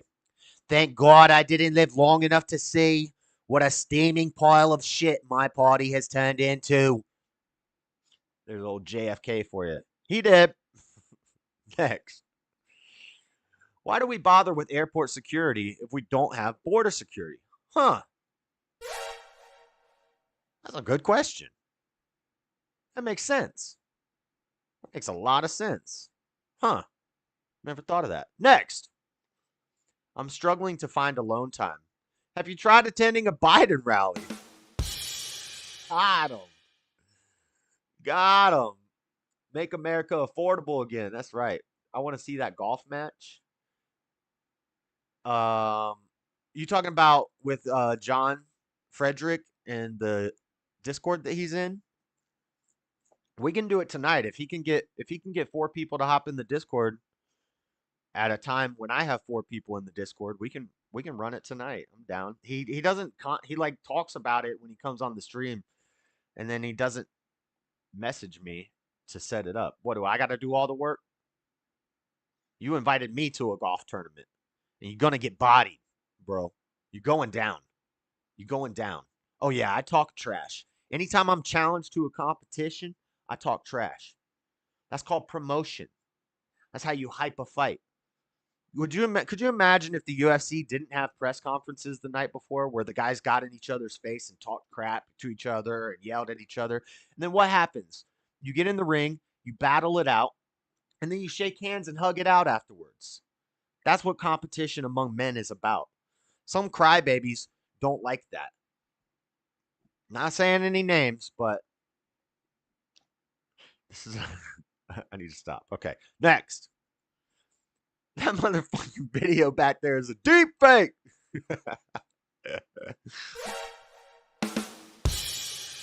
It's Corinne Jean-Pierre. That fucking video back there is a deep fake. That's about the Biden walking around when the paratroopers were landing.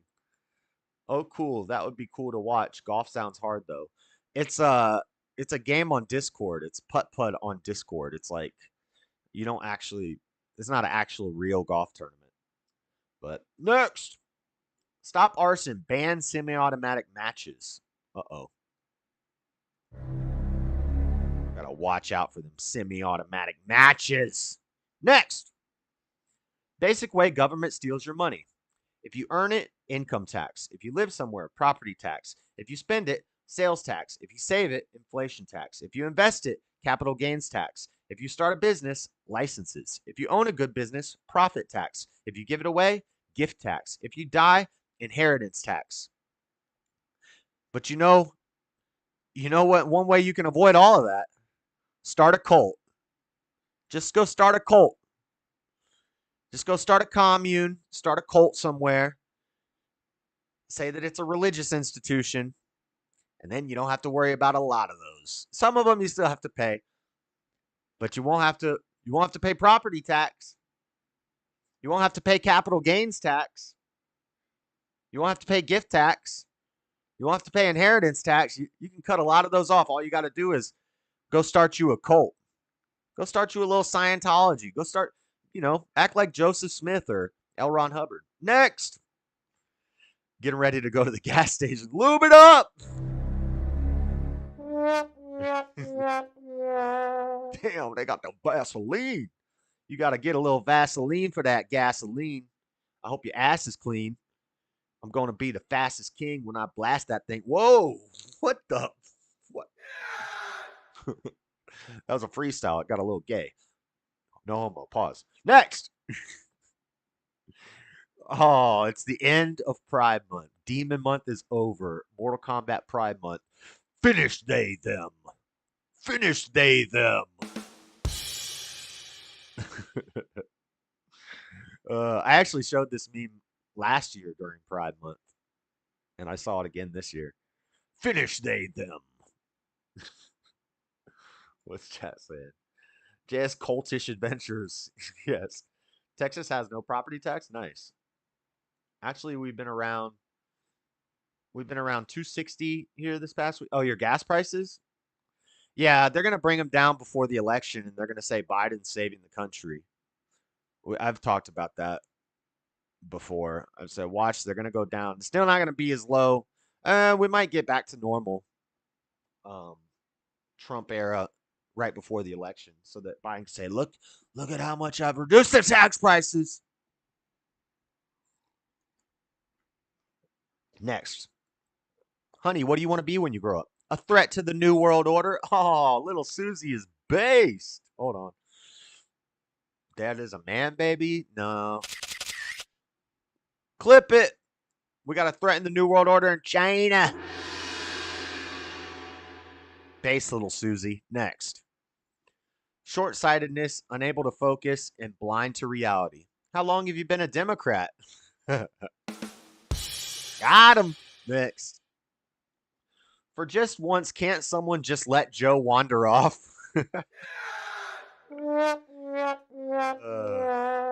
That would be epic. Just let him walk away and see where he goes. And like follow him from far away with a camera and just like see where he goes. He might find Narnia. Next. Fake news.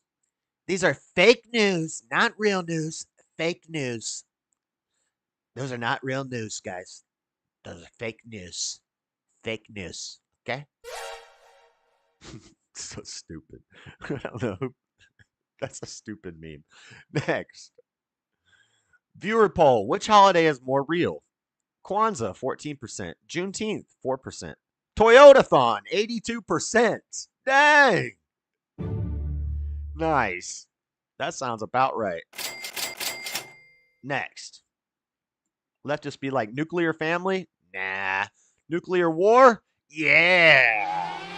Yeah. It's okay, guys. Fear not. We all know nukes are fake. Next. This is so fucked up. This one is fucked up. I shouldn't have put this in here, but it's White History Month, so we got to make some jokes about other races. It's just a joke, guys. It says, aw, he is dreaming of his first arrest. Muscle memory for real. That's horrible. That's so horrible. Anybody laughing at this? No? No? Okay. Okay. Sorry about that, guys. Next. If they can suspend your rights because there is an emergency, they will continue to manufacture emergencies. Exactly. Next. Waiting for Hawk Tuah to run its course. Yeah. If this is like our phase that we're in right now, it's one of the lamest ones. That wasn't even like a good video, and that chick is getting rich. She's making merch. She's become like famous overnight for that. And that's the society we live in. When that dumb crap is like popular and gets famous. Like what? It wasn't even that like cool of a video or a clip. It's not even that funny. It's not kind of dumb. It's really dumb. Unfortunately, we have another Hawk Tuah meme. I think it's finally running its course. It's almost over though. My boyfriend just asked me to marry him 2 days ago. I'm so excited. 2 days and you didn't tell me? I might have to rethink our friendship. That's women. Meanwhile, guys, hey, bro, I got married 3 years ago, but I forgot to tell you. Congrats, bro. I was starting to think you were gay. That's ladies versus the guys. Sounds about right. Next. India has a bombed building on fire. Probably a plane flew into it or something. USA has bombed building on fire. Plane flows into it. Your country has. And Usama Farouk Rana says, my country has the people who did this. Damn! Oh, no. Allahu Akbar. Next. Obese is the N-word for plus-size people. Somebody commented, bigger please. Bigger please. That's pretty funny. Okay, next. What's the most absurd medical bill you have ever received? Somebody said, my annual tax bill for other people's health care. Yep, correct. Anybody like paying for other people's health care? No? Cricket? Okay. Enough of that. Go away, crickets. Next. My dearest Penelope, it's day 4 of Hawk Tuah memes, and I fear there is no end in sight. Yes. Unfortunately, yes, because people are beta. That's right. Next. This is me and Flora when we're 90 years old.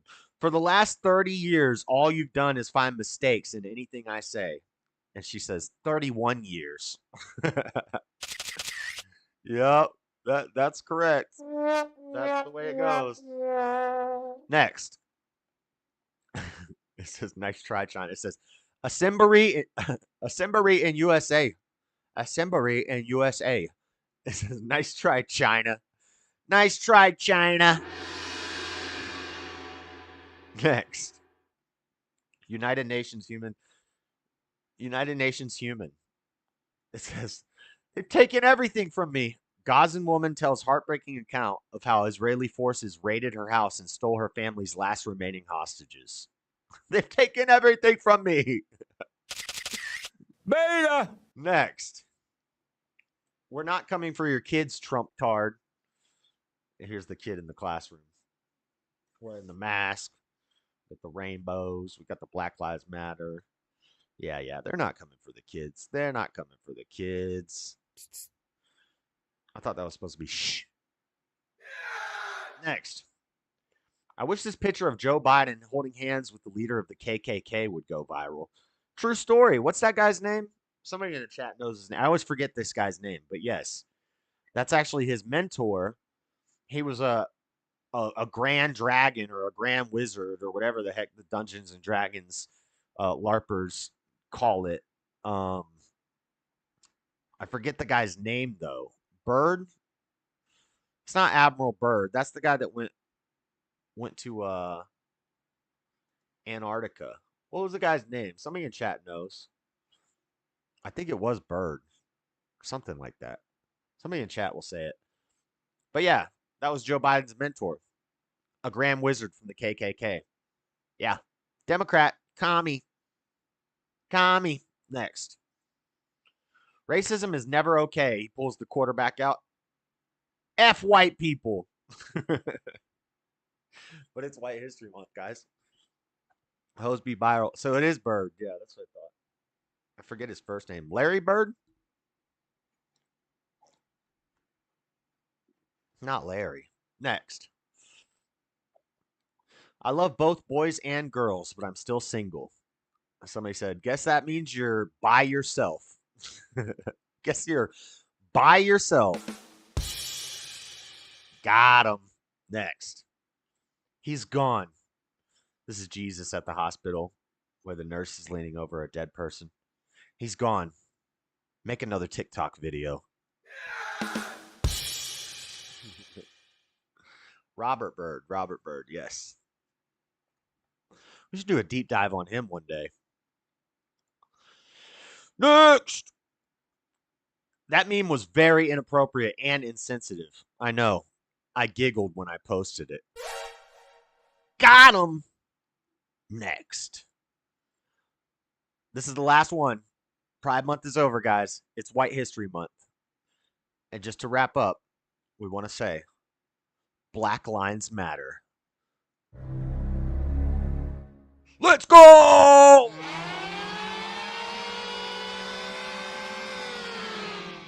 All right.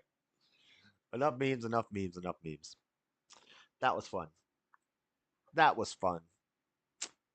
was a blast. We had a blast. Robert Bird. Hose be viral. Oh, the hot tool. I know, it's so dumb. So dumb. It's very, very dumb. No more memes. It's the end of the memes. All right. Let's do reels and rapid fire. Some interesting little stories in here today. Not a whole lot. Not a whole lot. Hold on. That's not supposed to be playing yet. Okay. Hold on. 1 second. I got to make sure everything's good here.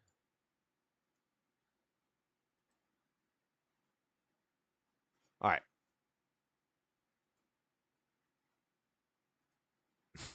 This is so dumb. Okay. You guys ready for some reels? We got a couple funny reels to watch, and then we will do some rapid fire news. Nothing too sad or too dark this week. Everything is white. Nothing dark. Everything white this week. What do we got? What do we got? What do we got?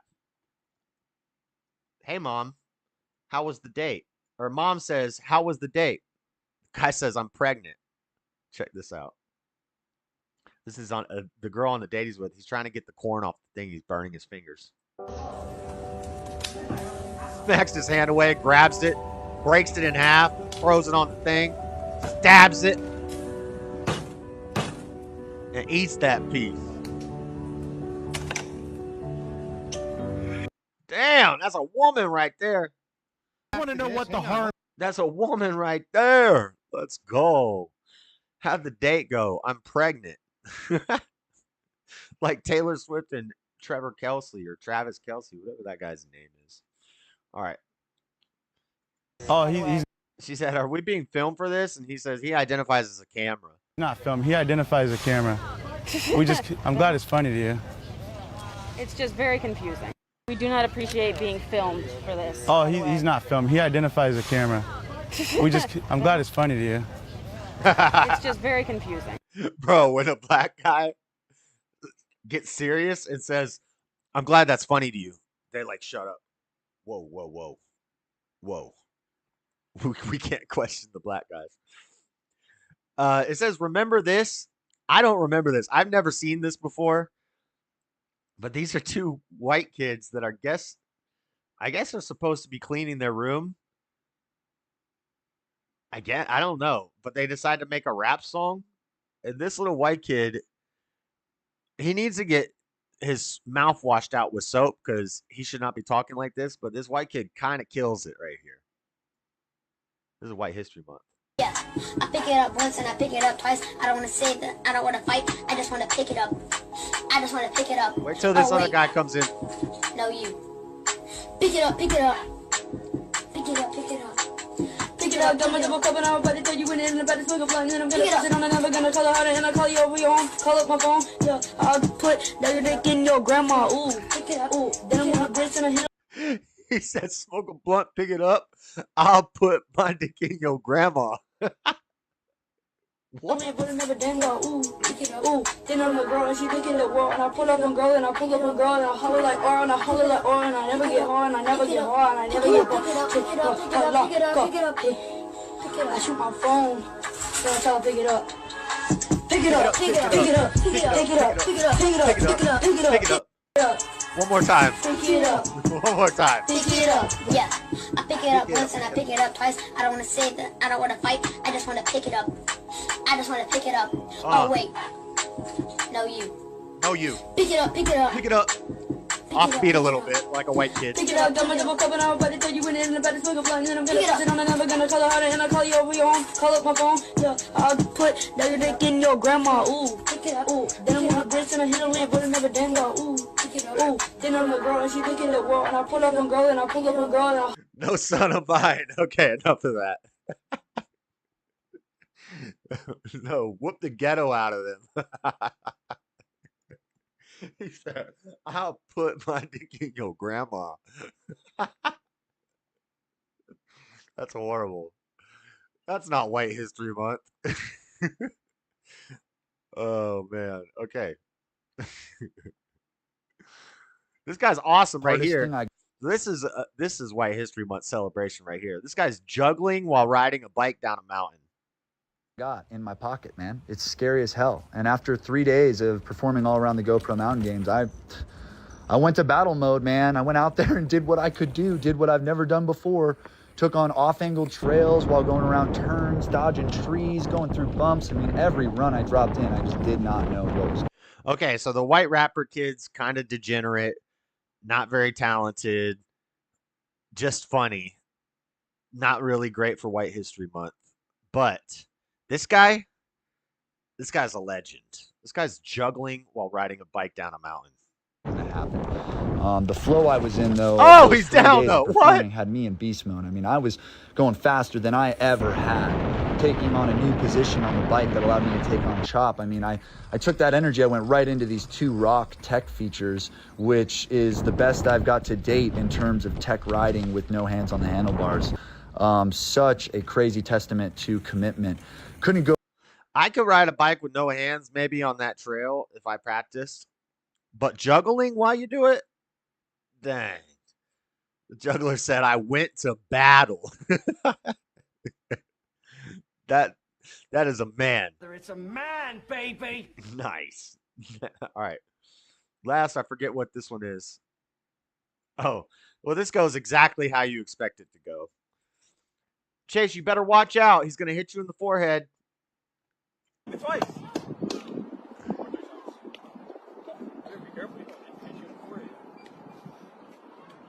Let's go! Oh, there's no way. Dude, no way. That went exactly as you expected it to go. Nice. Nice. Cool, little kid. Good job, kid. Good job, kid. All right. That's it for the reels. All right, enough fun and games. Let's get back to some news. We got news to cover. Y'all ready for some deep news? Y'all ready for the news coverage? Check this out. From Fox 13 News of Tampa Bay. Oh, where's the picture? Okay, cool. There's the picture. Hold on. Let me get the ad, the thing queued up before the ad plays. I'm just gonna tell you, this story seems interesting, but I have a hot take on it. And if you've watched the show for a while, then you'll know what my hot take is. All right. If you watch my show, then you know what my hot take is. We'll save it. China is sending America 2 panda bears. Check this out. From Fox News, Tampa Bay. China is sending us 2 panda bears to put into a zoo for the first time in decades. Look at that thing. All right, we get the point. We get the point. It's a freaking panda. China is sending a pair of giant pandas to the United States, the first in over 2 decades.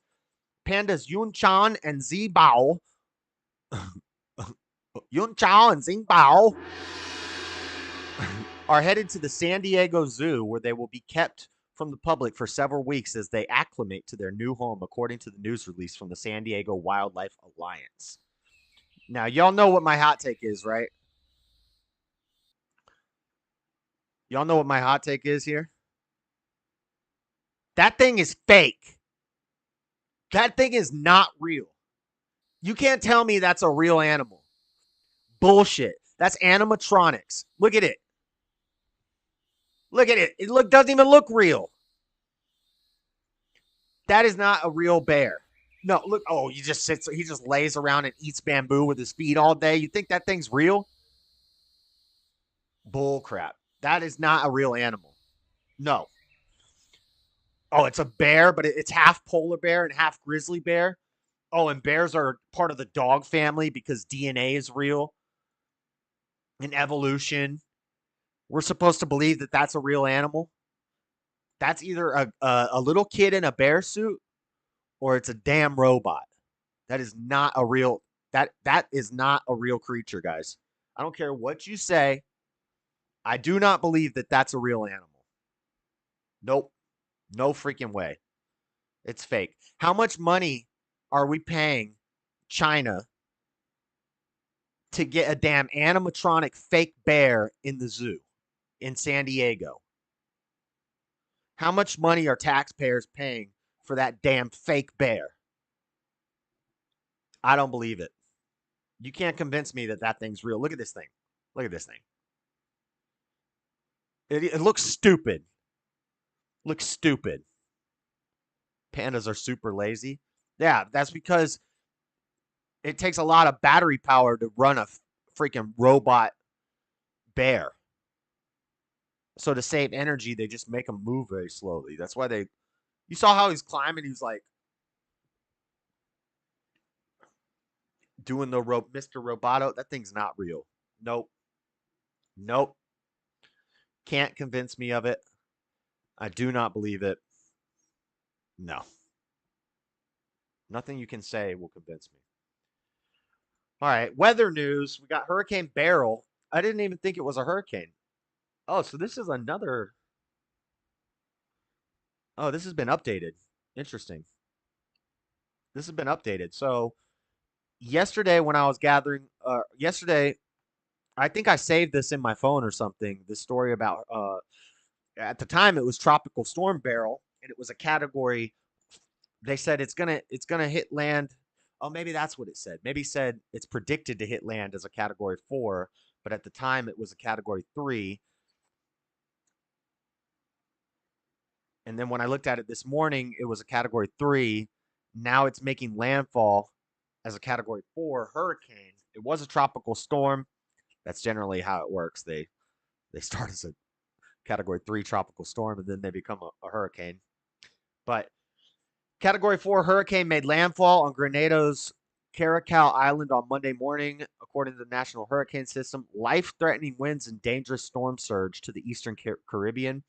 Now, what's it going to do with America? Is what I want to know. It's really all I care about. Let's see what the weather woman has to say. Hurricane brewing off the coast NBC. of Barbados. Hi, Michelle. Good morning. Good morning, Francis. And it's a major hurricane, a Category 4 yesterday, now a Category 3. We do expect it to strengthen once again, but this. All right, see, that's what. Yeah, so it can't make up its mind. It's Category 4, Category 3, Category 4, Category 3. Now, America's way over here. So. This is a big story because we are looking at the strength of August or September, so early in the season to have a major hurricane. Yeah, that's because Bill Gates is playing with the damn cloud machine. All right, I don't really care about this story because we're still far from America. But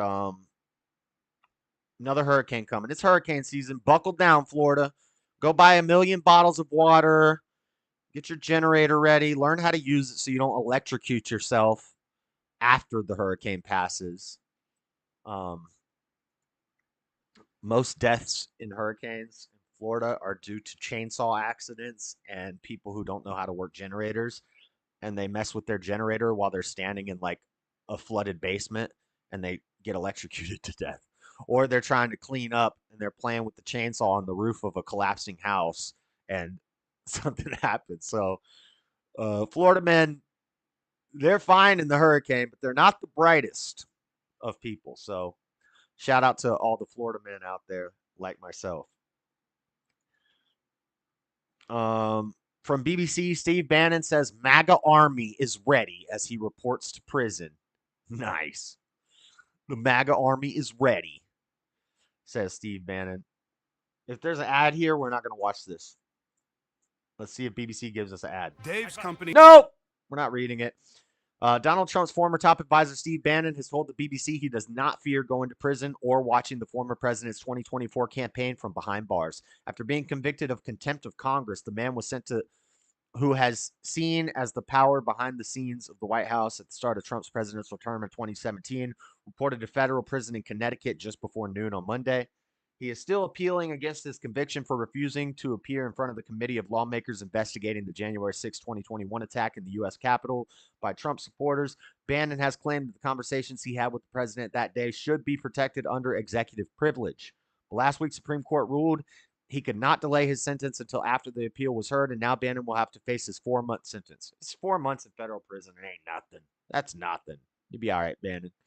So, and actually, June, July, August, September, he'll actually be out before a good bit before the election. So he won't have to watch the election from prison.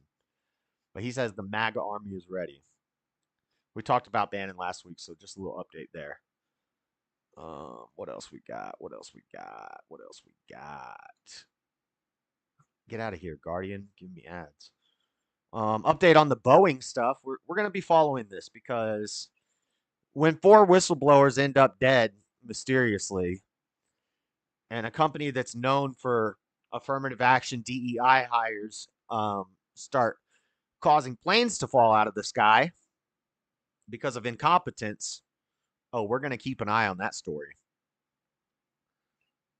They fly out the Air Force bases. Yeah, they do have. I got to run the generator tomorrow and do an oil change. Oh, yeah, you in Florida? A friend who takes several cruises a year told me he never sees a trail behind any planes he sees flying over the ocean, but he almost always sees a trail behind planes flying over land. Uh-oh, chemtrails. Chemtrails.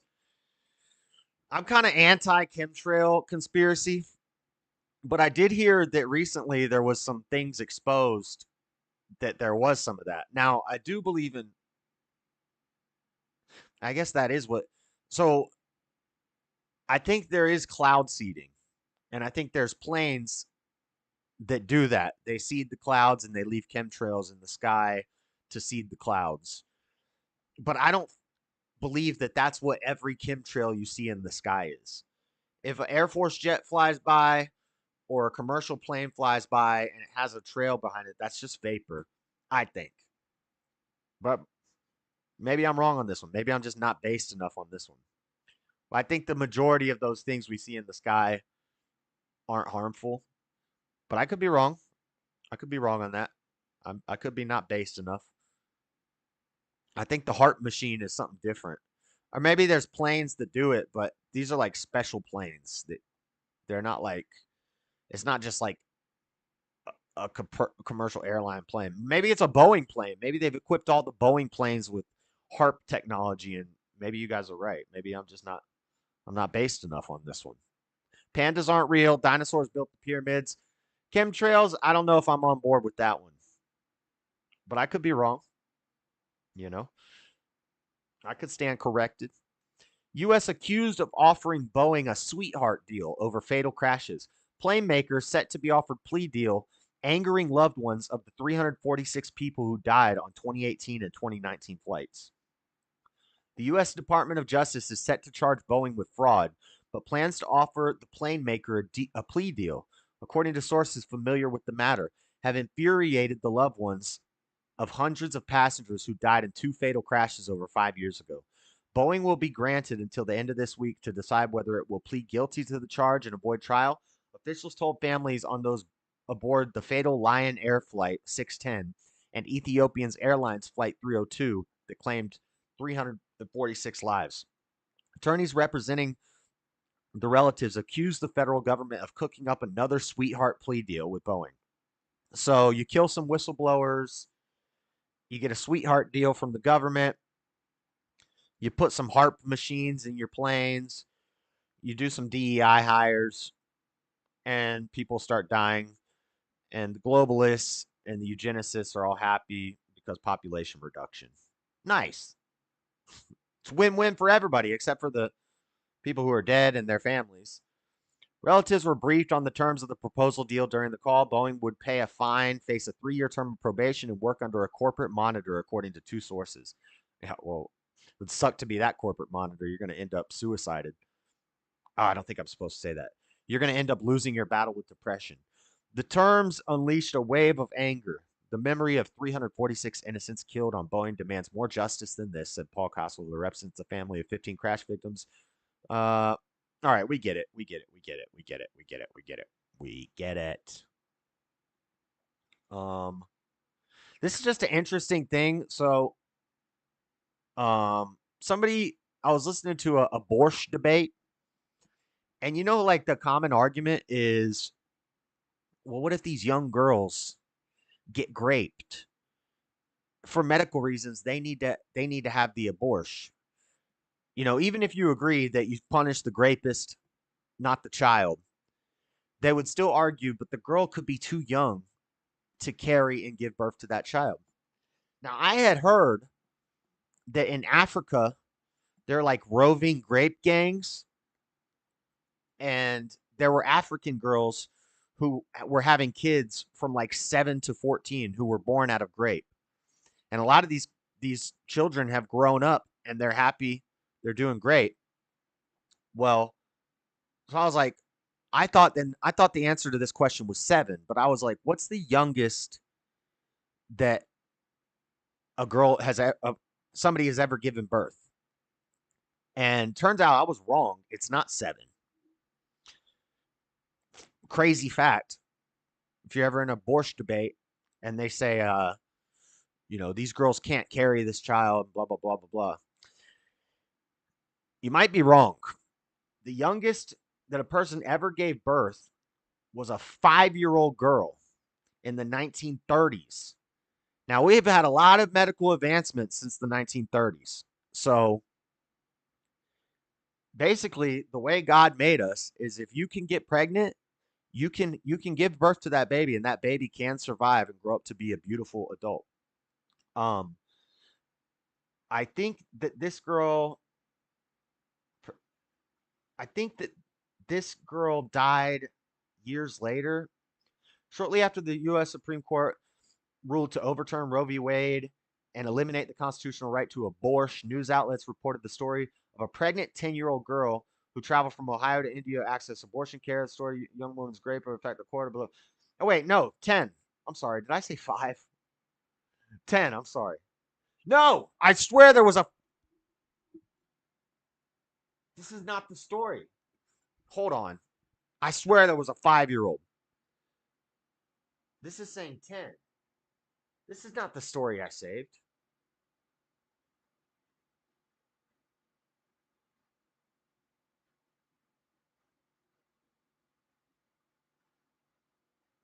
Oh, no, here it is. Here it is. I'm sorry. This is saying, what this whole part of the article is saying that even though this is saying a 10-year-old could generally carry a child and be fine.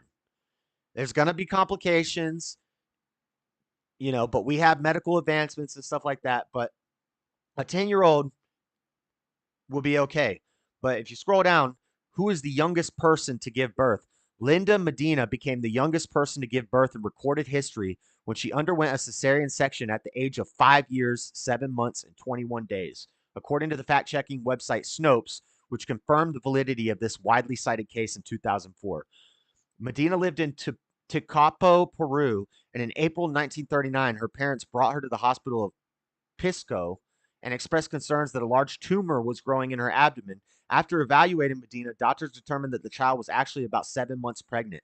The identity of the child's rapist couldn't be confirmed, in part because the 5-year-old couldn't give precise responses to questions about the event. Physician researcher Edmundo Escomel wrote in the May 1939 issue of the French journal La Presse Médicale. Medina delivered a 6-pound baby boy at the hospital. The baby could only be delivered using C-section due to the small size of Medina's pelvis. So it was in this article. 5 years old is the youngest that anybody's ever given birth, which is crazy. 10 years old, it will generally be okay. So that's not an excuse to legalize abortion. Horror story, I know, but God makes a way. We don't have to kill the baby. There are ways to save the child. And then the kid can grow up and have an amazing relationship. They're like sisters. Some things should stay private. They raise them as sisters, I believe. Right, that's what I was just saying. They'd be like sisters. So I know that sounds like a horror story. It sounds negative, but it's actually a beautiful story because, that child survived, and it just shows that you don't have to kill the baby in any circumstance. You don't have to give people excuses to kill babies. Anyway. All right, one more. Conspiracy Corner. You want Conspiracy Corner? I got Conspiracy Corner for you. Check this out. Hold on, let me get the ad to play. Nature gives us what we need to protect ourselves. Stop. Like elderberries. Why can't I mute this? Nature's Way combined these. Okay, I can't mute that, so I'll mute the... I got one for you. Y'all ready for this? Check this out. Check this out. This is a cool one. So this is a sinkhole opening up. What they say is a sinkhole. You'll hear my hot take. You know what my hot take is if you've been listening for a while, but watch this. This is from Alton, Illinois. A sinkhole opening up on a soccer field. Security footage caught it. Watch this. The whole boom! Look at that. Damn. Hold on. Let's rewind it. Watch in the top left corner. Top left corner. Watch the pole go under.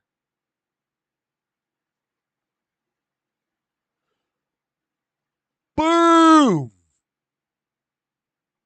Oh, man. That's awesome. I think maybe they have it in slow-mo. No, they don't have it in slow-mo. But y'all know what the hot take is already. Y'all already know what the hot take is. Sinkhole, new fear. New fear unlocked. You know what the hot take is? You guys know? Where am I going with this? Agartha! That's right, B-Wise. B-Wise got it. The gates of hell are opening up. The demons are going to pour forth. The gates of Agartha are opening. That means we're reaching the end time, guys. They're coming out. The dang Nephilim are going to climb out of that pit. The demons, the dragons, the unicorns. Leviathan is stirring up in the ocean right now. The Marianas Trench is about to open up. We're going to see whirlpools, crazy tornadoes, and hurricanes and storms all over the place. The gates of hell, of Sheol, are opening up. Hell is being unleashed on earth. The seven-horned, ten-headed, ten-horned dragon thing is rising up. Y'all better find Jesus if you haven't found him yet. God's grace and mercy can reach any horror situation. If y'all don't have Jesus yet, y'all better find him because the end is near. The end is nigh. Sheol's about to open up on earth. All right, Les. Or was it just a leaky pipe? Well, shut up. Don't ruin all the fun, Matthew. Don't ruin all the fun. A little tech news for you guys. We used to live on top of 4 or 5 layers of closed mining tunnels. The whole small town has layers of tunnels underneath it. It's going to sink like that someday. Glad we moved. The unicorns might be cool. Not if they're evil unicorns. All right. Tech news. Weird tech. Weird science. Look at that. Look at this uncanny valley. A robot gets a face of living skin that allows it to smile. Yeah. Yeah, nada. Yeah, AI can't take over. Bro, they're making babies in artificial wombs. They have computer servers that are ran off of human embryos. And when the AI is taught that in order to sustain its energy, it uses human embryos, and the robots are growing skin and they can smile, you think the damn robots can't take over. You're crazy. I'm not crazy. You're crazy. A robot gets a face of living skin that allows it to smile. Dogs and cat. If humanoid robots make you a bit queasy, would it help if they had fleshy faces that can smile at you? The uncanny feat is a result of new technology using engineered living skin tissue and human-like ligaments to give robots a more natural smile. According to the Tokyo University researchers who unveiled their work this week, in this study, we managed to replicate human appearance. Do you think you replicated human? Bruh. Beam me up, Jesus. The robots will miss an update and turn into scrap. I don't know. This is human skin robots smiling at us. Looks like a damn condom. Oh, crap. There's more pictures? I didn't know there was more pictures on this. What the? 3D facial mold covered with living skin. 2D facial robot covered with living skin smiles through actuation via anchors. Bruh. She's getting freaky. It's getting freaky. It's critical for robots to have the ability to heal and self-repair, the researchers said in their study, because even small scratches could develop into serious impairments. Biometric robots could also become even more realistic with thicker skin, Takuchi said, adding that future projects could look to add sensors, pores, and even sweat glands and fat.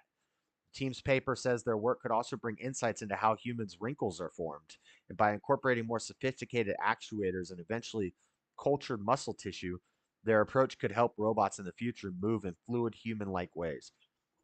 Well, now all the Botox ladies are going to be wanting to get the robot face, get the new robot face. Everybody's going to look like, what's that guy, the actor everybody likes from Fifth Element? My favorite, that guy. You know how he has that weird head cap thing on his head? So that's what they do with all the babies' foreskins. Oh, God. Yeah, they're making dang smiling robots. Smiling faces, smiling face. They'll be my stress ball. You're gonna have a smiling robot face as a stress ball. That'd be kind of freaky. Nice, Dean. I'll use a 10-pound sledge. All right, guys, that's it for all the news.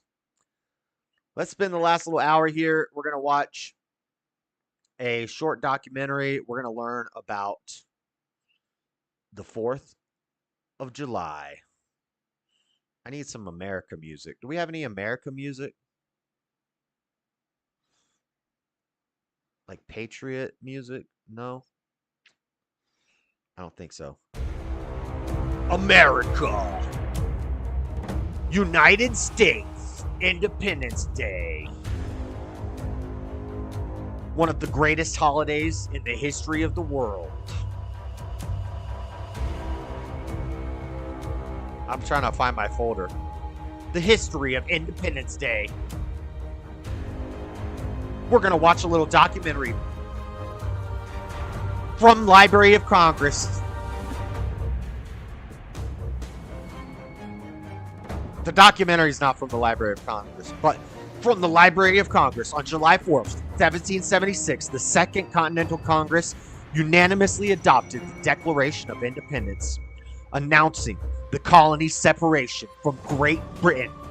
The Constitution provides the legal and governmental framework for the United States. However, the Declaration, with its elegant assertion that all men are created equal, is equally beloved by American people.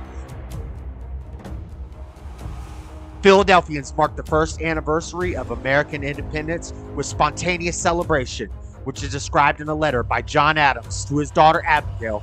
However, observing Independence Day only became commonplace after the War of 1812, which allegedly we lost, which is bullshit, by the way. Soon, events such as groundbreaking ceremonies for the Erie Canal and the Baltimore and Ohio Railroad were scheduled to coincide with July 4th festivities. In 1859, the Banneker Institute of Philadelphia, Pennsylvania urged African Americans to celebrate Independence Day while bearing witness to the inconsistencies between the ideas espoused in the Declaration of Independence and the practice of slavery. Chairman of the meeting, Mr. Jacob White Jr., also promised his audience a brighter future. F them redcoats. Woo! America, baby! By the 1870s, the 4th of July was the most important secular holiday on the calendar. Congress passed a law making Independence Day a federal holiday on June 28th of 1870. Even far-flung communities in the western frontier managed to congregate on Independence Day.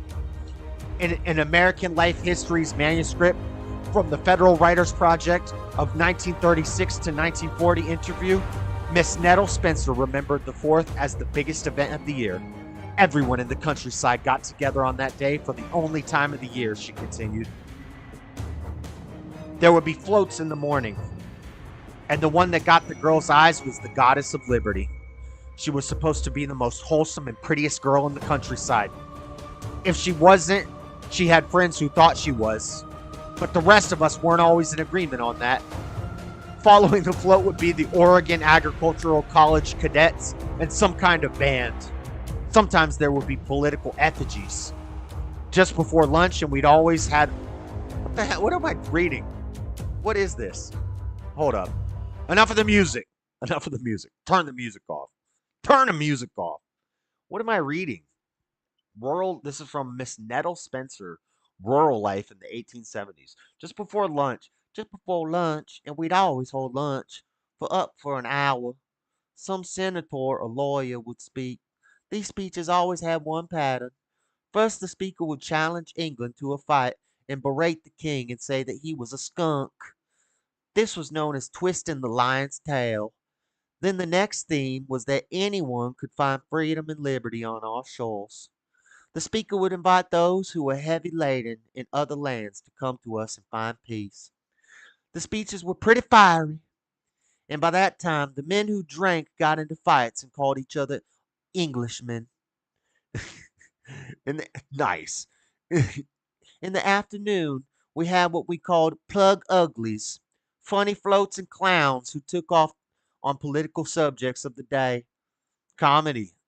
Nice. Comedy, satire, making fun of your political leaders. That's America right there. The 4th was the day of the year that really counted then. Christmas wasn't much, a church tree or something, but no one twisted the lion's tail. We only twist the lion's tail on the 4th of July, baby. America, Independence Day. That's what it's about. It's about fireworks. It's about twisting the lion's tail. It's about calling out our authorities. It's about roasting our political leadership. You don't get to do that in commie countries. You don't get to do that in Joe Biden's America, where you target your political opponents and you have stochastic terrorism. And you shut down cancel culture. You shut down comedy. You shut down people's free speech. People aren't allowed to say what they want. Some of these commies need to get their free speech taken away. I'm not a free speech absolutist. I don't think that some of these people should be allowed to talk. But we should be allowed to challenge our political authority and have fun and make jokes and roast them a little bit, you know. In my kingdom, we'll have a court gesture and he can make fun of me. He can roast me. You know, as long as it's not crossing a certain line, then you can keep your head. We won't chop your head off for roasting your political leadership in my kingdom. Right? That's America, baby. America, fuck yeah. Nice Southern lady voice, JS. I know, I didn't know I could do such a good Southern Belle. Southern Belle. It's going to be a Mexica soon. Yeah. Yeah, that's about right, Dean. So all that's from the Library of Congress website. Let's look at some pictures.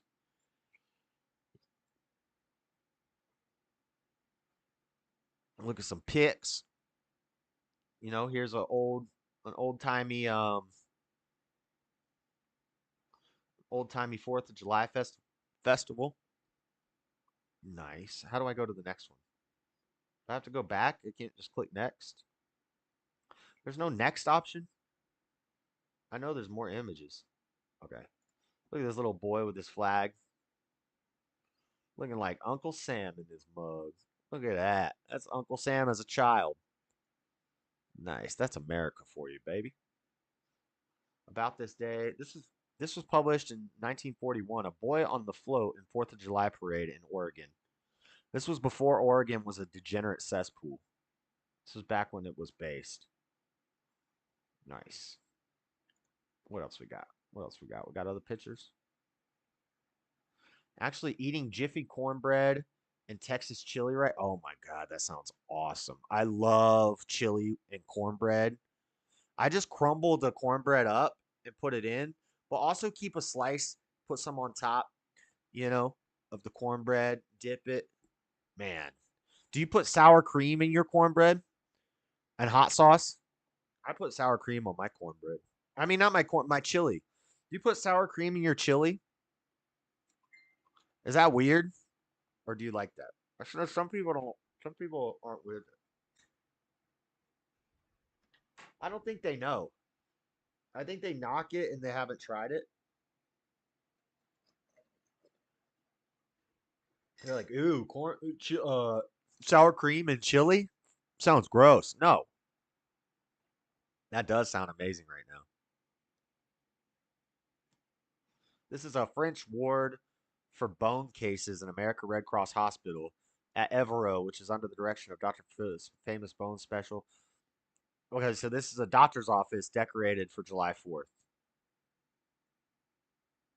A French bone specialist. Why is he even in America? No, I'm kidding. You know, that was back when we were all immigrants. You know how the commies say we were a country of immigrants, but we united under America. We became American at this point. Now it's diversity, equity, and inclusion. Diversity, inclusion, and equity. Die, die, die, die. It's from August 1918. So this is all from the Library of Congress. A little history of the 4th of July. Now we got color pictures. 4th of July, St. Helena Island, South Carolina. Nice. See, look, the community gathers. We still do this on the 4th of July. We have fireworks in the park. This is in 1939. Nice. And then we have the fireworks. 4th of July, American Independence Day. Fireworks light up the sky over Denver, Colorado's downtown Civic Center. This is in 2016. So this is today. Nice. See, that's based. That's America, baby. I love the 4th of July. I love White History Month. It's a great time of the year. Now, I hate history.com, though. Far left propaganda, usually. Let's see what they have to say about the 4th of July. Let's see if they put a liberal twist on it. You see, even the Library of Congress had to mention the slavery. 4th of July, also known as Independence Day or July 4th, has been a federal holiday in the United States since 1941, but the tradition goes back to the 18th century and the American Revolution. On July 2nd, 1776, the Continental Congress voted in favor of independence, and 2 days later, delegates from the 13 colonies adopted the Declaration of Independence, a historic document drafted by Thomas Jefferson. From 1776 to present day, July 4th has been celebrated as the birth of American independence, with festivities ranging from fireworks, parades, and concerts to more casual family gatherings and barbecues. The 4th of July 2023 is on Tuesday, July 4th. Well, yeah. The 4th of July is on 4th of July. Thanks, history.com. Keep us updated. Is Christmas on Christmas?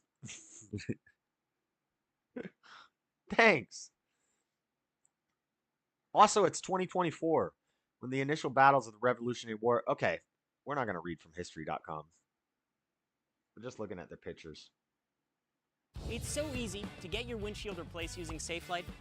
The writing of the Declaration of Independence. How long is this? Early 4th of July celebrations. Colonists held annual celebrations of the King's birthday, which traditionally included the ringing of the bells, bonfires, processions, and speech making. Mock funerals for King George on July 4th, a way of symbolizing the end of the monarchy's hold on America and the triumph of liberty. Safelite repair, Safelite replace. Let's see this. This is 4 minutes long. Probably watch this. This is the writing of the Declaration of Independence. Pieces of writing. Actually, we can't watch this because history.com is dang J-word with their content. So we're not going to watch that. What we're going to watch is a little documentary. Independence Day is the most on YouTube. Which is probably going to say a lot of the stuff that I just read from the Library of Congress. But we'll have some pictures, watch a little video, hang out and watch this before the after party starts. Let's watch this. Significant political holiday in the United States. On July 4th, 1776, the Second Continental Congress adopted the Declaration of Independence for the 13 colonies. This marked the birth of the founding document of the United States. One sentence from this document stands out even today. We hold these truths to be self-evident, that all men are created equal, that they are endowed by their Creator with certain inalienable rights that among... That's AI reading this. That's why they say, oh, no, but I don't like that.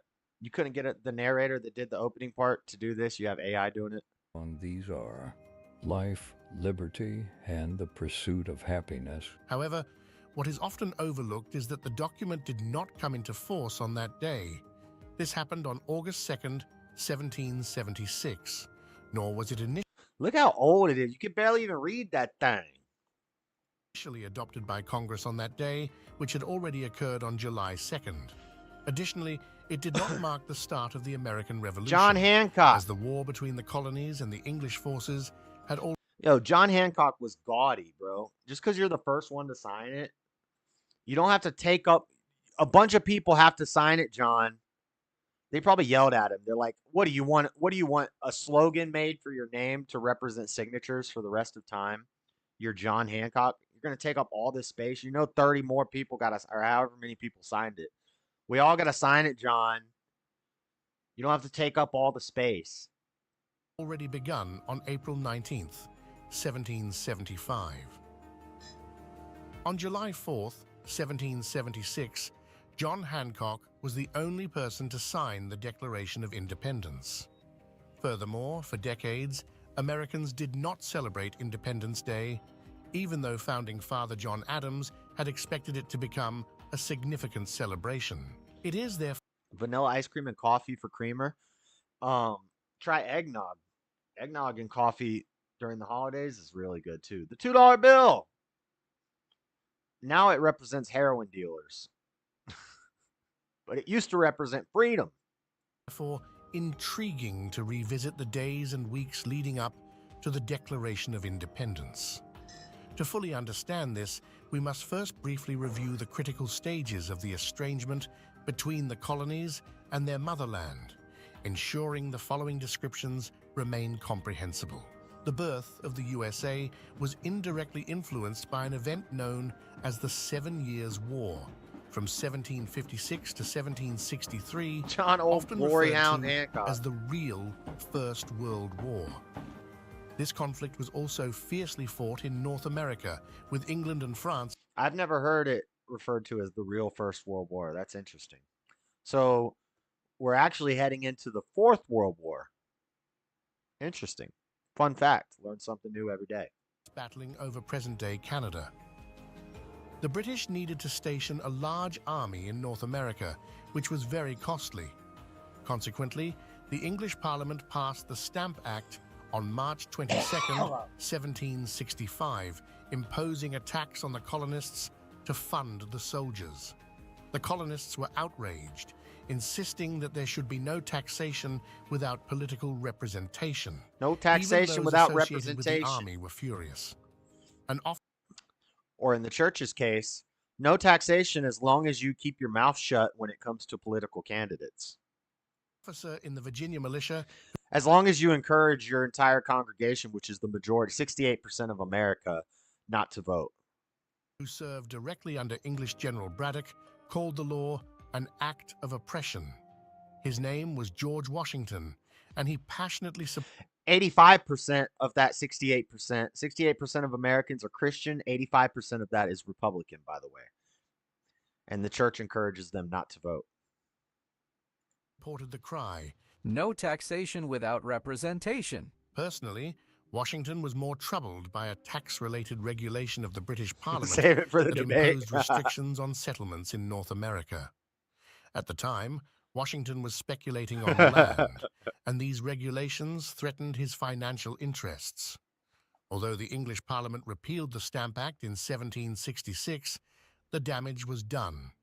England was unwilling to relinquish its claim to direct tax.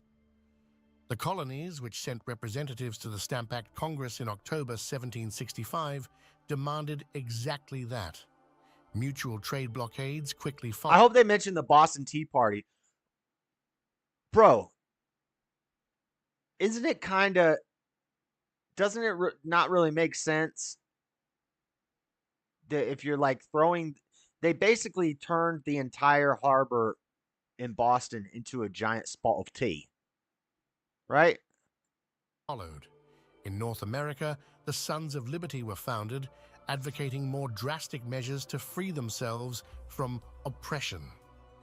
Leading members included cousins John and Samuel Adams and Paul Revere. Inevitably, hostilities turned to open violence and murder. On March 5th, That could be right, 1770, Stubborn One. English troops fired into a crowd of demonstrators who had pelted them with stones, Tar and feather that sticks, fool. and ice.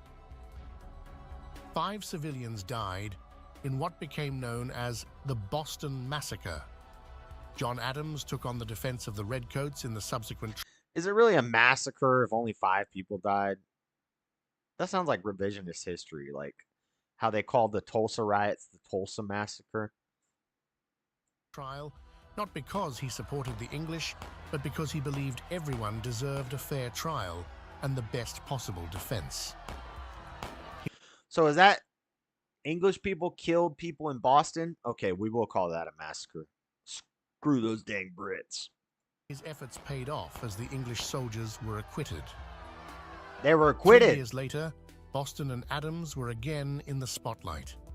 England had replaced direct taxation with import tariffs. The port of Boston was a crucial economic hub. It was severely impacted. Furthermore, the Tea Act of May 10, 1773, aimed to ensure the English East India Company could build a trade monopoly in North America under these conditions. The new law allowed the company to offer tea much cheaper than competitors in the colonies, even with tariffs, making it more affordable than smuggled Dang, Dutch tea. shooting that poor black man John in the Hancock, face. heavily involved in the tea smuggling, opposed these changes. When the ship Dartmouth arrived in Boston in November 1773, tensions escalated. Loaded with cheap tea, Hancock, Samuel Adams, and others were determined to prevent the cargo from being unloaded. They threatened the captain and crew. Reconciliation talks led by John Adams failed, and he eventually told Hancock and the others to do what they had to do. Do what The you gotta Sons of do, Liberty, boys. disguised as Native Americans, boarded the Dartmouth and Nice. 3 other ships, dumping the cargo into the sea on December 16th, 1773. But you turned the whole harbor into a giant cup of tea. Which, I get it, but now there's tea everywhere. Now the whole harbor tastes like tea, and nobody likes saltwater tea. Nobody likes tea, except these stupid Brits. I'm just kidding. I do drink some tea every now and then, but yeah, nobody likes taxes. John Adams, in his diary, expressed satisfaction with this radical action. Fertilize the This is soil. the greatest measure so far. This last undertaking of the Patriots has a dignity, which I admire. The people should never rise up without doing something memorable, something noteworthy and sensational. The Nice. destruction of tea is such a bold, determined, fearless, I like that. The people should never rise up without doing something memorable, something noteworthy and sensational. That's based. and uncompromising act, and it will necessarily have such important and lasting consequences that I must regard it as an epoch-making event. Adams' writing style partly explains why he urged Thomas Jefferson to draft the Declaration of Independence. Was that John Adams?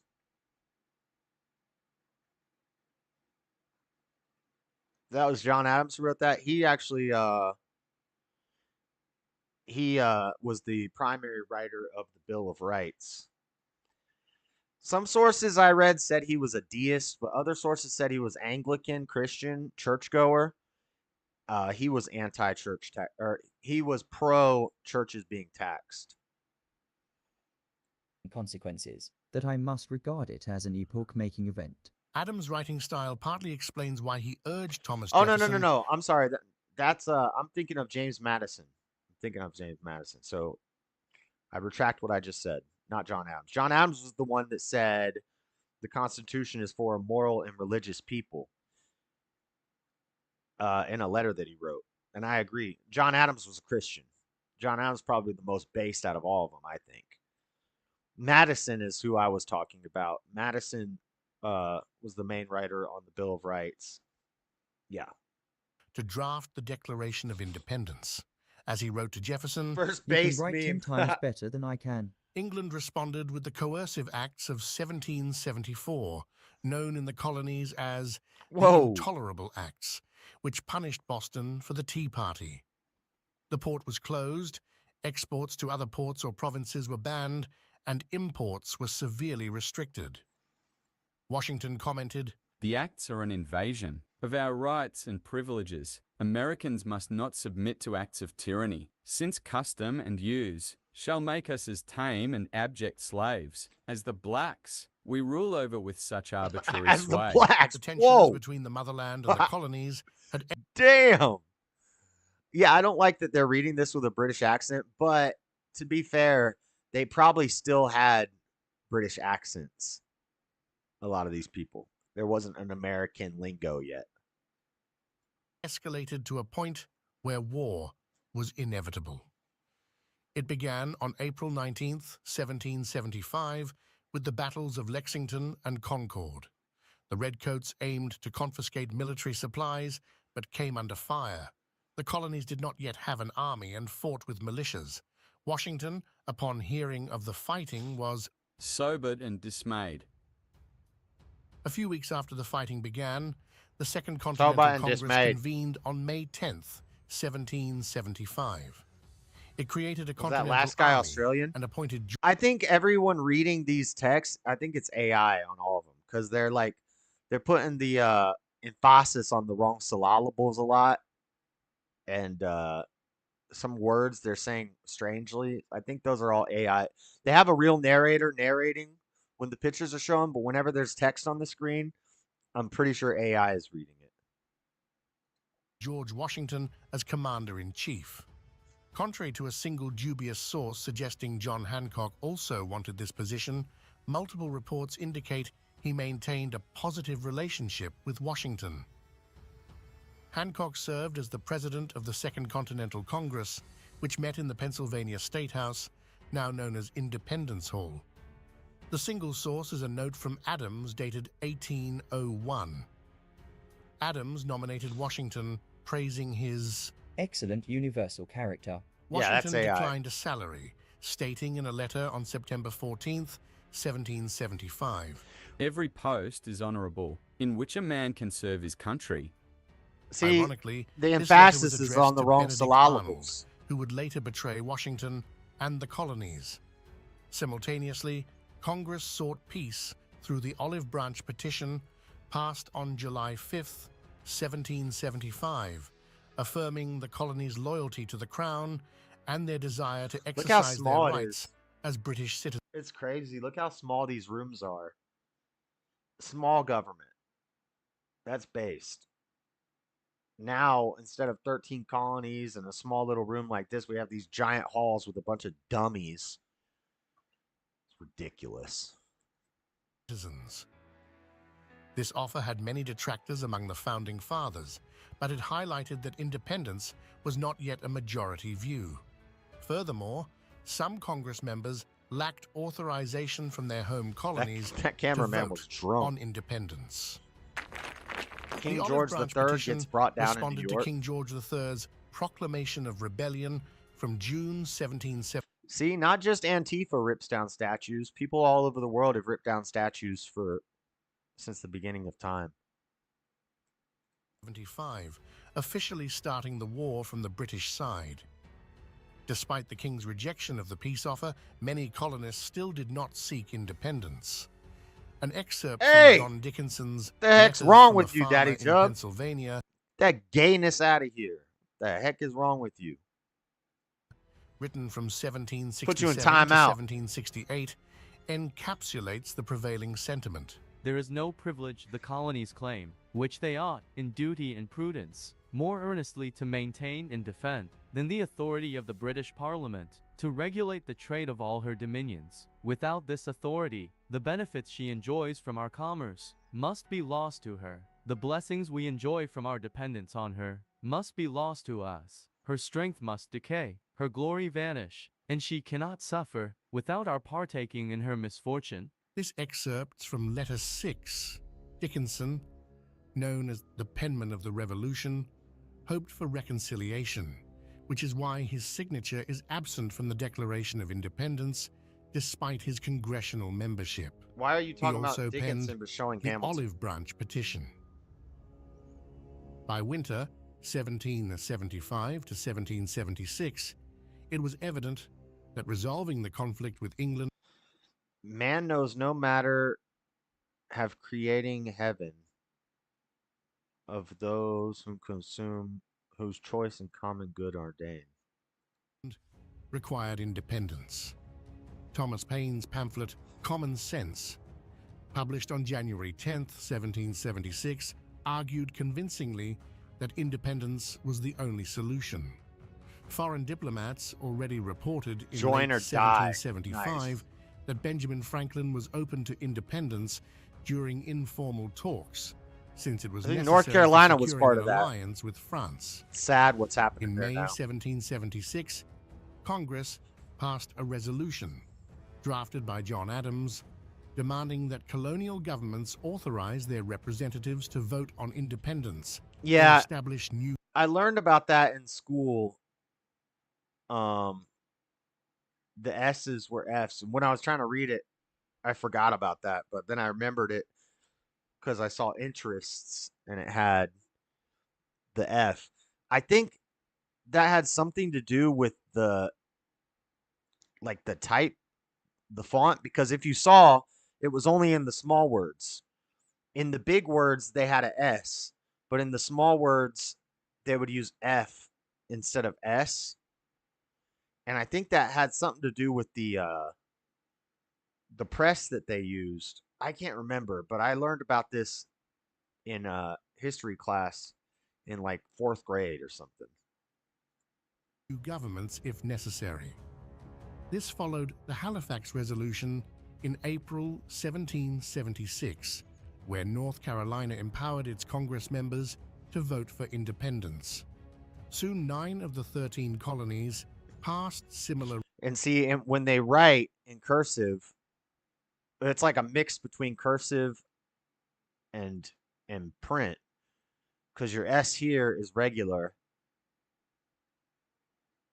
Vertogosfen.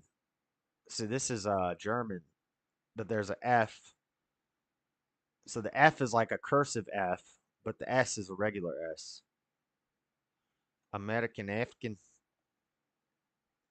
The resolutions with Pennsylvania, Delaware, Bluetooth, Maryland, and New York eventually following Freiheit, suit.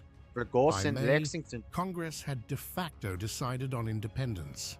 Officially on June 7th, 1776, Richard Henry Lee introduced a resolution stating, "Resolved that these united colonies are, and of right ought to be, free and independent states, that they are absolved from all allegiance to the British Crown, and that all political connection between them and the state of Great Britain is, and ought to be, totally dissolved." Congress was not ready to accept it immediately and formed 3 committees to deliberate on the resolution, postponing the vote.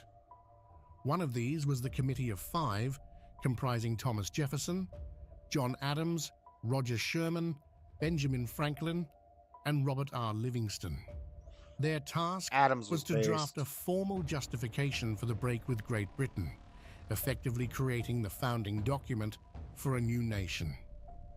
The drafting began on June 11, 1776, under Jefferson's leadership. Adams later explained why Jefferson took the lead. Reason first, you are a Virginian, and I think Benjamin Franklin was an op. I used to love Benjamin Franklin, old Benji.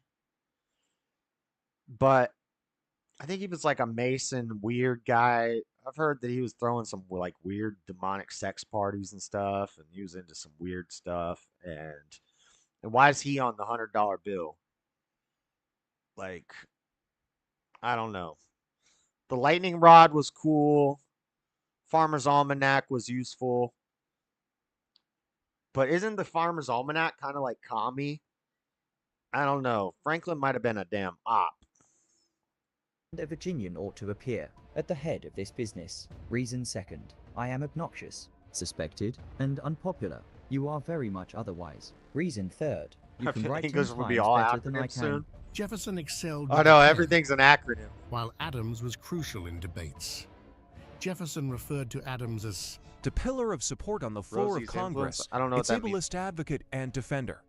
Against the multifarious assaults it encountered, the committee worked intensely, isolating themselves to write undisturbed and producing draft after draft. Jefferson even designed a portable desk for this purpose, which still exists today. Unfortunately, little is known about their discussions, but by June 27, 1776, they had created a draft known as the original rough draft. This draft was read in Congress the next day during an extraordinary session. On July 1, 1776, Congress reconvened, and the real battle for the Declaration of Independence began. Many members were dissatisfied with Jefferson's draft. Hopes for a quick vote dissipated. A first breakthrough appeared on July 2, 1776.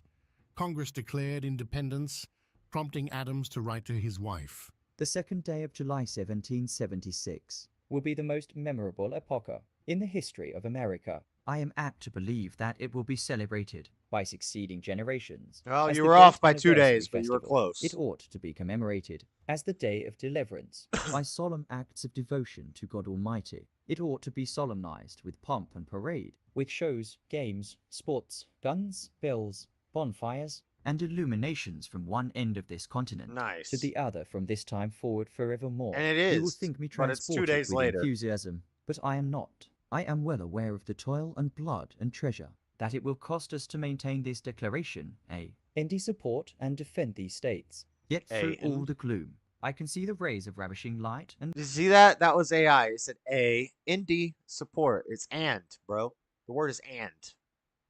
glory. I can see that the end is more than worth all the means, and that posterity will triumph in that day's transaction, even although we should rue it, which I trust in God we shall not. Washington echoed this sentiment in his general orders of July 2nd. The time is now near at hand, which must probably determine whether Americans are to be freemen or slaves, whether they are to have any property they can call their own, whether their houses and farms are to be pillaged and destroyed, and themselves consigned to a state of wretchedness New from which esoteric no order. human efforts will deliver them. The fate of unborn okay. millions will I've now heard of this. depend, under God, on the courage and conduct of this army. I've heard of this Rosicrucian stuff. I don't know a lot about it, but I have heard of it. Now that I'm looking at it. Rosicrucian Egyptian Museum. Beliefs about Jesus.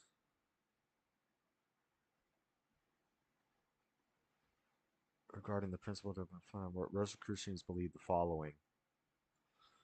Today, Rosicrucians, the Rosicrucian Fellowship of Oceanside, California, the ancient mystical order Rosea Crucis in San Jose, California. The latter group is adamant about being faithful to the Rosicrucian order. In the 17th century, Jesus, according to Rosicrucian, he was born of Gentile parents, did not die on the cross, did not ascend to heaven, and retired to the monastery in Carmel to carry out a secret mission with his apostles. Rosicrucian rejects the divine authorship of the Bible, does not hold Scripture in any special favor. Is that like Jefferson's Bible? Was he Rosicrucian when he rewrote the Bible and he took out a lot of stuff? Rosicrucian denies that a person must trust Christ as the only Savior. The system is one of self-effort, their motto being try. Try to get salvation. The way you get saved is to try. Try hard. Trying is doing in the expectation of failure. Do not. There is no try. That's what Yoda said. Our cruel and unrelenting enemy leaves us only the choice of brave resistance or the most abject submission. We have therefore to resolve to conquer or die. Let us therefore animate and encourage each other, and show the whole world that a freeman, contending for liberty on his own ground, is superior to any slavish mercenary on earth. Yeah, that could be right, Dean. Technically, we should be celebrating tomorrow that first draft that was written on the 2nd. You might be right. Words aim to encourage both the soldiers and Congress to pass the Declaration of Independence. The debates in Congress continued until the afternoon of July 4th, 1776, when the Declaration finally passed. The U.S. motto, "E pluribus unum," or From out many of many one? one, was proposed by the Yeah, see, who proposed this? Committee of Five on this last day. I bet you Benji came up with that one. On July 4th, only Hancock signed the document, writing his name large, reportedly so the king wouldn't need spectacles to read it. Okay, the got a original text base. was sent to printer John Dunlap, who produced the famous Dunlap broadsides. We know of 20... Now, see, that could explain the F and the S thing, because in German, okay, that makes sense. Yeah. 24 copies, 2 of which are in the Library of Congress. The first copies were sent to some colonial legislators. So it's actually not an F or an S. It's a, I forget what that letter is called. I took German for 2 years, but I failed the second year. But, they have a letter that's like 2 S's. You could write it as 2 S's, or you could write it as like a weird F. And I think that's what that is. A Fascisten or something like that. I don't know what it's called. Benji was an op. Legislatures after printing. On July 6th, the Declaration was first printed in a newspaper, the Yoda showed up. Pennsylvania Evening Post. However, the same day brought bad news from the front. British forces had taken New York, and Washington yes. had only Yeah, that's what it is, isn't it? Yes. Matthew knows. It's a set. Yes. trained new soldiers and militias to oppose them. On July 8th, the Declaration was read publicly for the first time in Philadelphia, marked by the ringing of the Liberty Bell, a symbol of American freedom, manufactured in London in the 1750s. And look, The did next you day, see? Washington had the Declaration. Look, they act like America was so racist and evil. There's a black girl. There's 2 black kids at the very front of the line. 3. 1, 2, 3, 4. There's a little black baby right next to the Liberty Bell when it's getting rung for the first time. But America was horribly racist and evil. London in the 1750s. The next day, Washington had the Declaration read to the Continental Army using his own Dunlap broadside copy to motivate his soldiers for the battles ahead.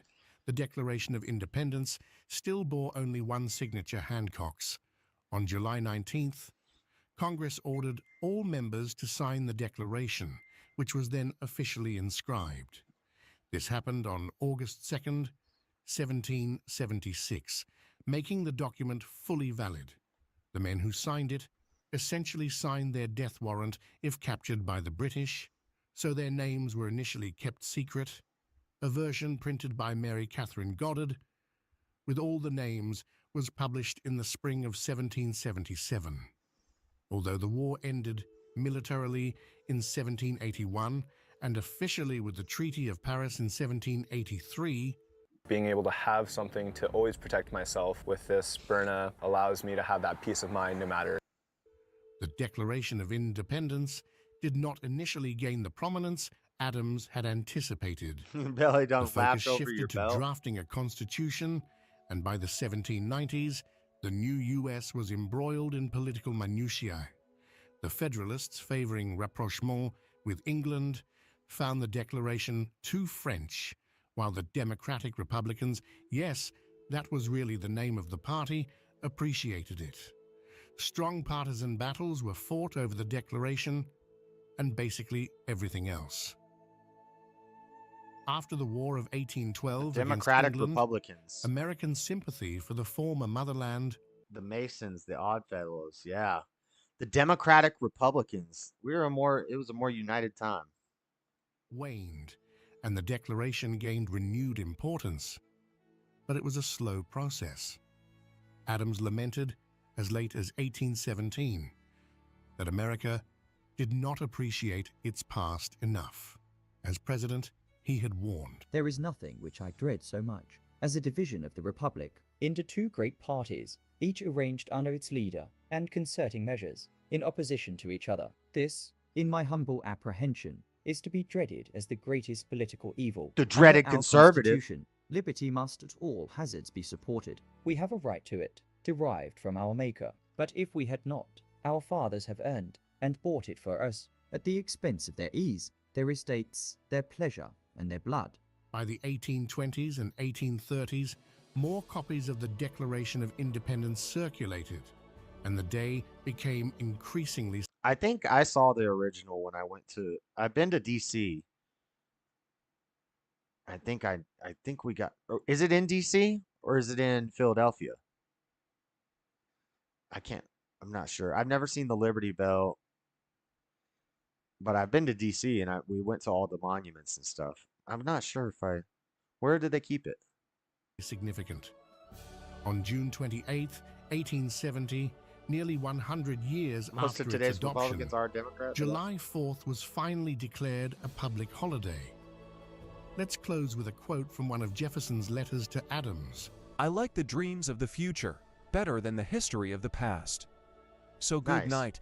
I will dream on, always fancying that Mrs. Adams and yourself are by my side, marking the progress and the obliquities of ages and countries. Ages and countries. Nice. Shout out America. Shout out the 4th of July. 2nd of July, whichever day you want to celebrate it. Both days. Either way, all month is White History Month. It just feels white. Everything's all right. It's great. Did he rent it as a poem? No. All right, guys. It's almost 9 o'clock. That means it's time for the show to end. This has been the Dreaded Conservative Show. Thank you for hanging out, guys. Great show. Happy White History Month, everybody. We got the after party coming up in 30 minutes. 30 minutes after the show ends. Shoot, I got to make the thumbnail real fast. I got to walk my dog, make me a sandwich, go to the bathroom, get your beers out, get your drankies and your snackies. We're about to hit it up. I got to make this thumbnail real quick.